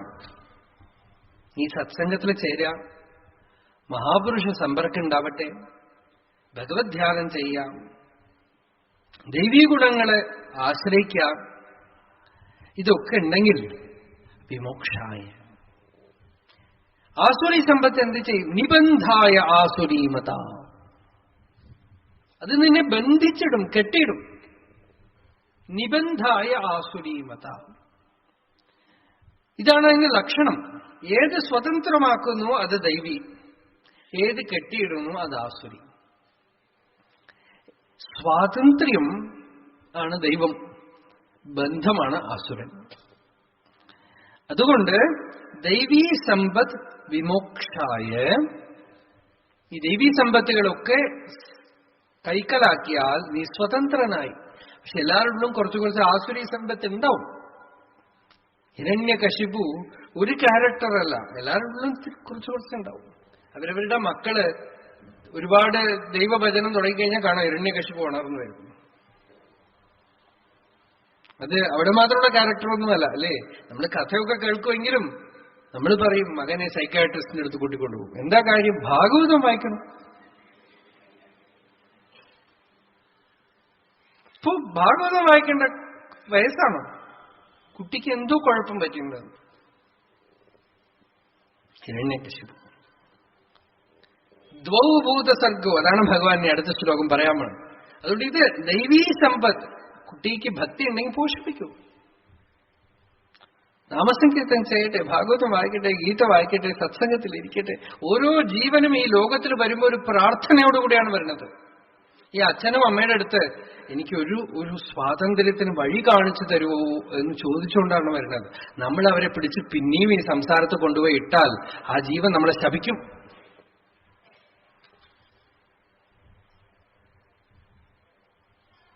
ഭാഗവതത്തില് ഋഷഭയോഗീശ്വരൻ പറയുന്നുണ്ട്, മക്കളാണെങ്കിലും അതെ, ശിഷ്യന്മാരാണെങ്കിലും അതെ, പേരക്കുട്ടികളാണെങ്കിലും അതെ, എല്ലാവർക്കും ഈ ധർമ്മത്തിന് ഉപദേശിക്കുന്നു. നയോജയത് കർമ്മസു കർമ്മമൂഢാൻ കം യോജയൻ മനുജോ അർത്ഥം ലഭേത നിപാതയൻ നഷ്ടദൃശം ഹി ഗർത്തേന്ന്. കണ്ണു കാണാത്തവനെ പിടിച്ച് കിണറ്റിൽ തള്ളിവിടുന്ന പോലെ സ്വയമേവ വഴി അറിയാതെ വരുന്ന ഒരു ജീവനെ വഴി കാണിച്ചു കൊടുക്കണതിന് പകരം വീണ്ടും ഇതിനകത്തേക്ക് പിടിച്ച് തള്ളിവിടരുത്. സ്വതന്ത്രമാവട്ടെ. ഹേ പുത്രകാഹ, തന്റെ മക്കളെ വിളിച്ചിട്ടാണ് ബ്രഹ്മവിദ്യ ഉപദേശിക്കുന്നത് അദ്ദേഹം. ഈ ലോകത്തിൽ നിങ്ങൾ ജനിച്ചിരിക്കുന്നത് തപസ് ചെയ്ത് ശുദ്ധരായി ജ്ഞാനം നേടാനാണ് കുട്ടികളെ എന്നൊക്കെ പറഞ്ഞ് ഉപദേശിക്കുകയാണ്. ഏത് അച്ഛൻ അതിന് വഴി കാണിച്ചിട്ടില്ലയോ ആ അച്ഛൻ അച്ഛനല്ല. ഏത് അമ്മ വഴി കാണിച്ചിട്ടില്ലയോ ആ അമ്മ അമ്മയല്ല. ഏത് ബന്ധുക്കൾ അതിന് തടസ്സം നിൽക്കണോ അവര് ബന്ധുക്കളല്ല. ഏത് ഗുരു അതിന് നടുവിൽ നിൽക്കണോ അയാൾ ഗുരുവല്ല എന്നാണ്. ഗുരു നസ്യാത് ജനനീ നസാസ്യാത് പിതാ നസ്യാത് ദൈവം നസ്യാത്. എല്ലാം ഇതൊന്നും അല്ല. എന്താന്ന് വെച്ചാൽ ന മോചയേ സമുപേത മൃത്യു. മൃത്യു മുമ്പിൽ നിൽക്കണു. ഇവിടെ വന്ന് എ ഫോർ ആപ്പിൾ, ഡംടി ഹംടി ആരുടെ ഗ്രേറ്റ് ഫോൾ. എടുത്തത് മുതൽ ഫാളാണ്. റെയിൻ റെയിൻ ഗോ എവേ അല്ലേ? എന്തൊരു വിരോധാഭാസമാണ്. അപ്പൊ ആ കുട്ടി വരുമ്പോഴും, ആ കുഞ്ഞു ലോകത്തിൽ വരുമ്പോഴും അച്ഛനും അമ്മയുടെ അടുത്തൊക്കെ ഒരു പ്രാർത്ഥനയുണ്ട്, എനിക്ക് വഴി കാണിച്ചു തരുമെന്ന്. ഓരോ ജന്മത്തിലും ആ ജീവൻ ഒരു സ്ഥലം തെരഞ്ഞെടുത്ത് രക്ഷപ്പെടാൻ പറ്റുമോ എന്ന് നോക്കുകയാണ്. പിന്നെയും പെടും, പിന്നെയും പെടും. ദൈവീ സമ്പദ് വിമോക്ഷായ നിബന്ധായ ആസുരീമത. ആസുരീ സമ്പത്ത് കൂടുന്തോറും ബന്ധം കട്ടികൂടി വരും. അർജുനൻ ഇങ്ങനെ മുഖം വാടി. നമുക്ക് കാണാം അവിടെ ഭഗവാൻ മാ ശുച. ഹേ അർജുന, ഹേ തട്ടി വിളിക്കാണ്, വിഷമിക്കണ്ട. സമ്പദം ദൈവീം അഭിജാതോസി പാണ്ഡവ. ഹേ അർജുന, നിനക്ക് ഞാൻ ഗീത പറയണോ? ഇത് തന്നെ തെളിവല്ലേ, നീ ദൈവീ സമ്പത്തോടുകൂടെ ജനിച്ചിട്ടുള്ളവനാണ്. നമ്മളോടൊക്കെയാണ് പറയണത്. നമ്മൾക്കൊന്നും വിഷമിക്കണ്ട, നമ്മളുടെ അടുത്ത് അസുര സമ്പത്താണെന്ന് വിചാരിക്കണ്ട. നിങ്ങൾ ഗീതാശ്രവണം ചെയ്യാൻ യോഗ്യത വന്നപ്പോ തന്നെ ദൈവീ സമ്പത്ത് ഉണർന്നു തുടങ്ങിക്കഴിഞ്ഞു. നിങ്ങൾക്ക് അറിഞ്ഞിട്ടില്ലെങ്കിൽ പോലും. അല്ലെങ്കിൽ സത്സംഗത്തിലേക്ക് വരാനോ വേദാന്ത ശ്രവണം ചെയ്യാനോ സാധ്യമല്ലെന്നുള്ളതാണ് ശ്രുതിയുടെ നിരൂപണം. ശ്രവണായാപി ബഹുഭിർയോ ന ലഭ്യ ശൃണ്വന്തോപി ബഹവോയം ന വിദ്യുഃ ആശ്ചര്യോ വക്ത കുശലോസ്യ ലബ്ധ ആശ്ചര്യോ ജ്ഞാത കുശലാനുശിഷ്ട. ശ്രവണായാപി ന ലഭ്യ. കേൾക്കാൻ കിട്ടില്ല എന്നാണ്. എവിടെ കേൾക്കാൻ കിട്ടും? അത് കേൾക്കാൻ സാധിക്കുന്നുണ്ടെങ്കിൽ അഭിജാതോസ്തി പാണ്ഡവൻ. മാശുച സമ്പദം ദൈവീം അഭിജാതോസ്തി പാണ്ഡവ. ദൈവീ സമ്പത്തോടുകൂടെ നീ ജനിച്ചിരിക്കണു ഹേ അർജുന എന്ന് പറഞ്ഞ് അടുത്ത ശ്ലോകം നോക്കൂ. ദ്വൗ ഭൂതസർഗൗ ലോകേസ്മിൻ ദൈവ ആസുര ഏവ ച ദൈവോ വിസ്തരശഃ പ്രോക്തഃ ആസുരം പാർത്ഥ മേ ശൃണു. ഇപ്പോ ഭഗവാൻ ദൈവസമ്പത്തിനെ വിസ്തരിച്ച് പറഞ്ഞിട്ട് ആസുരി സമ്പത്തിനെ ഒരു ശ്ലോകത്തിൽ പറഞ്ഞു. അത് കഴിഞ്ഞിട്ട് അർജുനന്റെ മുഖം വാടിയപ്പോ ഒന്ന് സമാധാനിപ്പിച്ചു. അത് കഴിഞ്ഞ് ഭഗവാൻ നിർത്തേണ്ടതാണ് ശരിക്ക് ഈ ആസുരി സമ്പത്ത് പറയണത്. ഭഗവാൻ പറഞ്ഞു രണ്ട് സർഗം, രണ്ട് ടൈപ്പ് ഓഫ് സൃഷ്ടി. ചില സ്പീഷിയൊക്കെ അതേപോലെ ഉണ്ടാവും. ഈ മാധ്വ സമ്പ്രദായത്തില് അവർ പറയും ഈ 87 ലക്ഷം ബീജങ്ങള് മാറാതെ കിടക്കുന്നതാണ്. ഇത് അതേപോലെ ഉണ്ടാവുന്നതാണ്. നിങ്ങൾ ഇതൊന്നും ഇല്ലാതാക്കാൻ പറ്റില്ല. ഇതൊക്കെ ഒരു ഫോമിൽ, ഒന്നിലെ മാനിഫെസ്റ്റ് ഫോമിൽ അല്ലെങ്കിൽ അവ്യക്തത്തിൽ കിടക്കും. അതേപോലെ ഈ ഹിരണ്യകശിപു മരിച്ചു പോകും. ഹിരണ്യകശിപുവിന്റെ ബേസിക് മെറ്റീരിയൽ അവിടെ ഉണ്ടാവും. രാവണൻ മരിച്ചുപോയ രാവണന്റെ ബേസിക് മെറ്റീരിയൽ അവിടെ ഉണ്ടാവും. Any time he can come back. അതുപോലെ ആസുരി എന്ന് പറയണതും ദൈവി എന്ന് പറയണതും ഈ രണ്ടും ലോകത്തിലുണ്ട്. ദേവാസുര സംയത്ത ആസൻ. വേദം ഇടയ്ക്കിടയ്ക്ക് ചൊല്ലണതാണ്. ദേവന്മാരും അസുരന്മാരും ശണ്ട കൂടി സംഹിതാഭാഗത്തിൽ ഇടയ്ക്കിടയ്ക്ക് വരും. ദേവാസുര സംയത്താസൻ. ഇത് രണ്ടും ഇങ്ങനെ നിന്നുകൊണ്ടിരിക്കും. അത് നമ്മളുടെ ഉള്ളിലുള്ള ഗുണദോഷങ്ങൾ എന്ന് പറയാം. അതിന്റെ പ്രതിനിധികളായിട്ട് വെളിയിൽ ആളുകൾ ഉണ്ടാവും. ഇവരൊക്കെ എങ്ങനെ വരണോ എവിടുന്ന് വരണോ അറിയില്ല അല്ലേ? രണ്ടായിട്ടും. മധു കൈടപ്പൻ, രാവണൻ കുംഭകർണൻ, ഹിരണ്യകശിപു ഹിരണ്യാക്ഷൻ, ഹിറ്റ്ലർ മുസോളിനി. ഇനിയിപ്പോ നമ്മുടെ കാലത്ത് പേര് പറഞ്ഞാൽ ചിലപ്പോൾ നമുക്ക് വിഷമാവും. അതുകൊണ്ടൊന്നും പറയാൻ പറ്റില്ല. വലിയായിട്ട് നോക്കുക, രണ്ടായിട്ട് വരും. അതേപോലെ മഹാത്മാക്കളും രണ്ടായിട്ട് വരും. നരൻ നാരായണൻ, കൃഷ്ണൻ അർജുനൻ. അധ്യാത്മലോകത്തിലാണെങ്കിൽ ഒരു ശ്രീരാമകൃഷ്ണദേവൻ, ഒരു വിവേകാനന്ദ സ്വാമി, ശങ്കരാചാര്യർക്ക് പുറകെ ഒരു ഗോവിന്ദ ഭഗവത്പാദൻ ഉണ്ടായിരുന്നു. രണ്ടായിട്ട്. ഒന്ന് ഡൈനാമിക് ആണ്, ഒന്ന് പുറകെ ഉള്ളതാണ്. ഇത് രണ്ടും അത് അവിടെ ഉണ്ടാവും, ഇത് ഇവിടെ ഉണ്ടാവും. ശുംഭൻ നിശുംഭൻ രണ്ടാണ്. ഈരണ്ടായിട്ട് വരികയാണ്. അപ്പോ ഈ ദ്വൗഭൂതസർഗവും, ഈ ഭൂതസർഗ ദൈവ ആസുരയെ വെച്ച ദൈവവും ആസുരവും ഉണ്ടാവും. വിസ്തരശഃ ദൈവഃ പ്രോക്തഃ. ദൈവീ സമ്പത്ത് ഞാൻ വിസ്തരിച്ച് പറഞ്ഞു. ഇപ്പൊ എന്തിനാ ആസുരി സമ്പത്ത് പറയണത്? ഒരുപക്ഷെ ഭഗവാൻ ഇങ്ങനെ ദുര്യോധനനെ ഒക്കെ നോക്കിയിട്ടുണ്ടാവും മുമ്പിൽ നിൽക്കും. ഇനി അർജുനനോട് പറഞ്ഞുകൊണ്ടേ ഇരിക്കുമ്പോ ദുര്യോധനൻ, ദുശാസനൻ ഇവരെയൊക്കെ കണ്ടു. അപ്പൊ പിന്നെയും തോന്നി, അവരെ പറയാതിരിക്കാമല്ലോ എന്ന് വെച്ചാൽ തോന്നി. ആസുരം പാർത്ഥമേഷണു. ഹേ അർജുന, ഈ ആസുരി സമ്പത്തിനെ കണ്ടുള്ള ദ്വയാഹ പ്രാജാപത്യ ദേവാശ്ച അസുരാശ്ച എന്ന് വേദം തന്നെ പറയുന്ന കാര്യങ്ങളാണ്. അപ്പൊ ഇത് കണ്ടോളൂ എന്ന് പറഞ്ഞ് അസുരന്മാരുടെ സ്വഭാവത്തിനെ ഭഗവാൻ പറയാണ്. അത് നമ്മള് നാളെ കാണാം. അവരുടെ ലക്ഷണങ്ങളും അവരുടെ സ്വഭാവങ്ങളും ഭഗവാൻ വിസ്തരിക്കുകയാണ്. ഇന്ന് നമ്മൾ ദൈവീ സമ്പത്തിനെ ധ്യാനിച്ചുകൊണ്ട് തന്നെ പോവാം. ദൈവീ സമ്പത്ത് രാമായണത്തിൽ കേട്ടതും ഈ അലൗകികമായ വിഷയത്തിനെ ഹൃദയത്തിൽ വെച്ചുകൊണ്ട് ധ്യാനിച്ചുകൊണ്ട് ത്യാഗം, സത്യം, ദയ, കാരുണ്യം, ശാന്തി, അതാണ് നമുക്ക് വേണ്ടത് എന്നുള്ളതുകൊണ്ട് അതിനെ ഹൃദയത്തിൽ വെച്ചുകൊണ്ട് പോവാം. നാളെ തുടർന്ന് കാണാം. ആവട്ടെ. ഇപ്പൊ ഒരു 10 മിനിറ്റ് കൂടെ ഉണ്ട്. പ്രവൃത്തിം ച നിവൃത്തിം ച ജനാന വിദുരാസുരാഃ ന ശൗചം നാപി ചാചാരോ ന സത്യം തേഷു വിദ്യതേ. ബേസിക് ആയിട്ട് അസുരന്റെ ലക്ഷണം ഭഗവാൻ പറഞ്ഞത്, വേദം പറയണ ധർമ്മം അറിയില്ല, പ്രവൃത്തി മാർഗം എന്താണെന്നും അറിയില്ല, നിവൃത്തി മാർഗം എന്താണെന്നും അറിയില്ല. പറഞ്ഞു, വേദം പറയണ 2 മാർഗമാണ്, പ്രവൃത്തി, നിവൃത്തി. പ്രവൃത്തി ധർമ്മവും നിവൃത്തി ധർമ്മവും, സന്യാസധർമ്മവും ഗൃഹസ്ഥധർമ്മവും. ഇത് 2 അറിയാതെ ഇപ്പൊ ഇന്നത്തെ കാലം നോക്കൂ, താറുമാറായി കിടക്കണം നോക്കൂ. ഇതാണ് അസുരന്റെ ലക്ഷണം എന്നാണ്.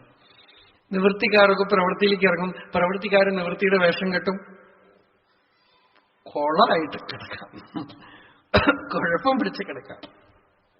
പ്രവൃത്തി നിവൃത്തിയായ കുഴപ്പമില്ല, നിവൃത്തി പ്രവൃത്തിയായാലേ കുഴപ്പമുള്ളൂ.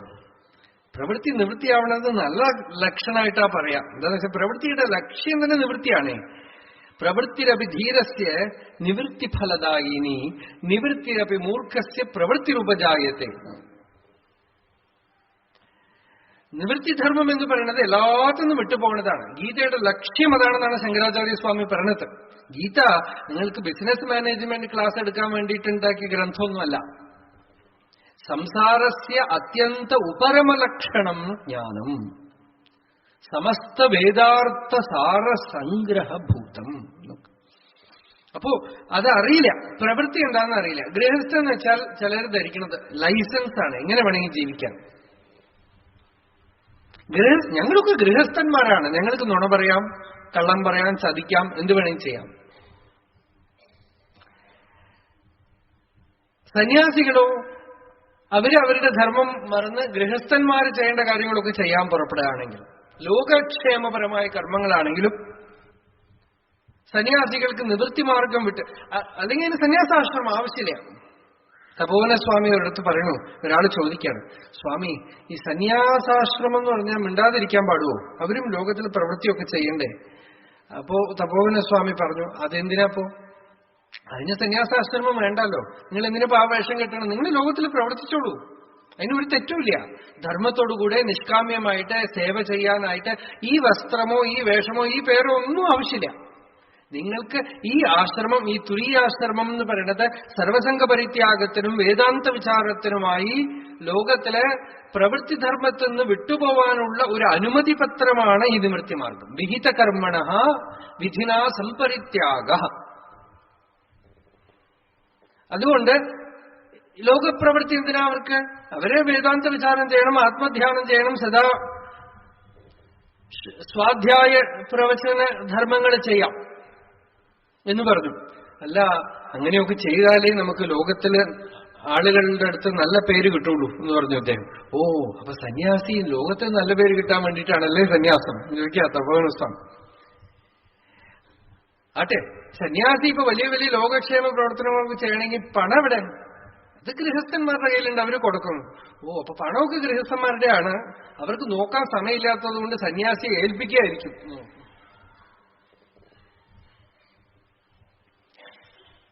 നിവൃത്തിധർമ്മം പരമമംഗളമാണ്. വേദത്തിന്റെ മുടിയിലിരിക്കുന്നു എന്നാണ്. വേദമസ്തകത്തിലിരിക്കുന്നു സന്യാസി. അവന് നമസ്കരിച്ച് വേദം പറയാണ്, നീ സ്വതന്ത്രനായിക്കൊള്ളുക എന്നാണ്. നിന്നെ ഞാൻ ഇനി ഇത് ചെയ്യൂ ഇത് ചെയ്യരുത് ഒന്നും പറയാൻ ഞാൻ ആളല്ല, നീ പൊയ്ക്കൊള്ളാം. നീ തത്വജ്ഞാനിയാണ്, നീ സ്വതന്ത്രനാണ്, നിന്നെ ഒന്നുകൊണ്ടും ബന്ധിക്കാൻ ഞാൻ തയ്യാറല്ല എന്ന് പറഞ്ഞ് സ്വതന്ത്രമാക്കും. പ്രവൃത്തിധർമ്മമോ കർമ്മത്തിന്റെ ഭയങ്കരമായ ചുഴിയിൽ പെട്ടുപോകാതിരിക്കാൻ വിഹിത കർമ്മങ്ങളോടുകൂടെ നിഷ്കാമ്യമായി നിഷ്ഠയോടുകൂടെ സേവാഭാവത്തോടുകൂടെ നിഷ്കാമ്യമായി ഭഗവത് ഭക്തിയോടുകൂടെ അവനവന്റെ ധർമ്മം അനുഷ്ഠിച്ചിരിക്കുന്നത് പ്രവൃത്തി. ഇത് പ്രവൃത്തി എന്ന് വെച്ചാൽ ഒരു വിധത്തിലുള്ള കെട്ടുപാടുമില്ലാതെ കർമ്മത്തിൽ വീണു പോവലും, നിവൃത്തി എന്ന് വെച്ചാൽ അതിന്റെ ധർമ്മം ഇല്ലാതെ ആവലും ചെയ്താൽ അയാൾ ആസുര.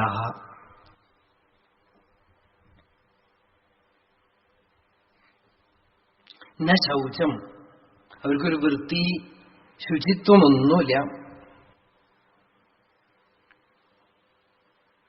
അശൗചന്മാരായിട്ട് തീരുകയാണ്. വേണ്ട വിധത്തിലുള്ള സ്നാന സന്ധ്യാദി അനുഷ്ഠാനങ്ങളൊന്നുമില്ല. വേദവിഹിതമായ ഒരു മാർഗമില്ല. ഈ കാര്യങ്ങളൊക്കെ ശങ്കരാചാര്യസ്വാമികളെ വാശി പിടിക്കുന്നത് എന്താന്ന് വെച്ചാൽ ശ്രുതി പ്രമാണൈകമതിയായിട്ട് ഇരിക്കണം എന്നാണ്.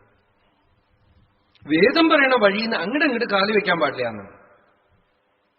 അത് ഞങ്ങൾക്ക് സമ്മതമല്ലെങ്കിൽ നിങ്ങൾ വേറെ മാർഗം സ്വീകരിച്ചോളൂ. ഈ പേരിട്ടിട്ട് വേദവിഹിതമായ മാർഗം അല്ലാതെ നടക്കരുത്.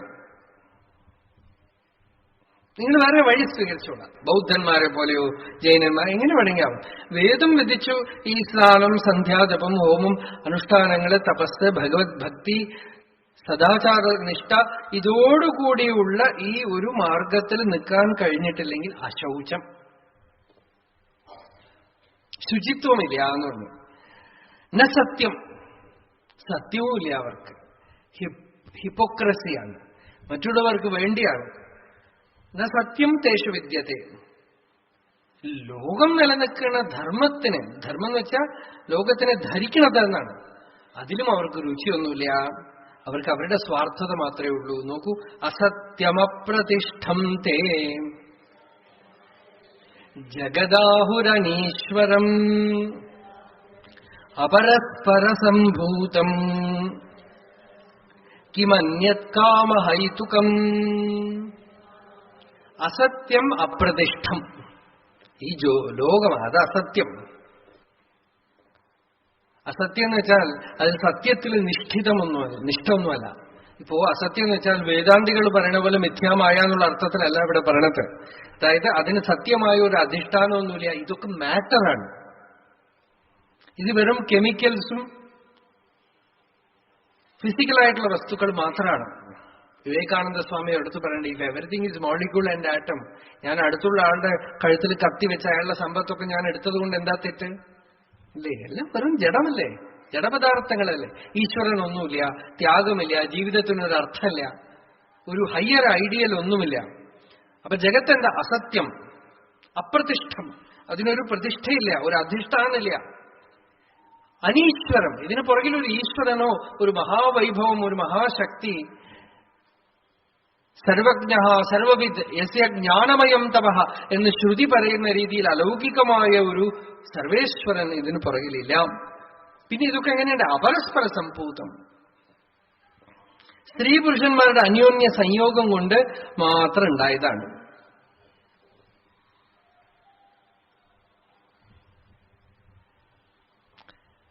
ഭോഗം കൊണ്ട് മാത്രം ഉണ്ടായതാണ്.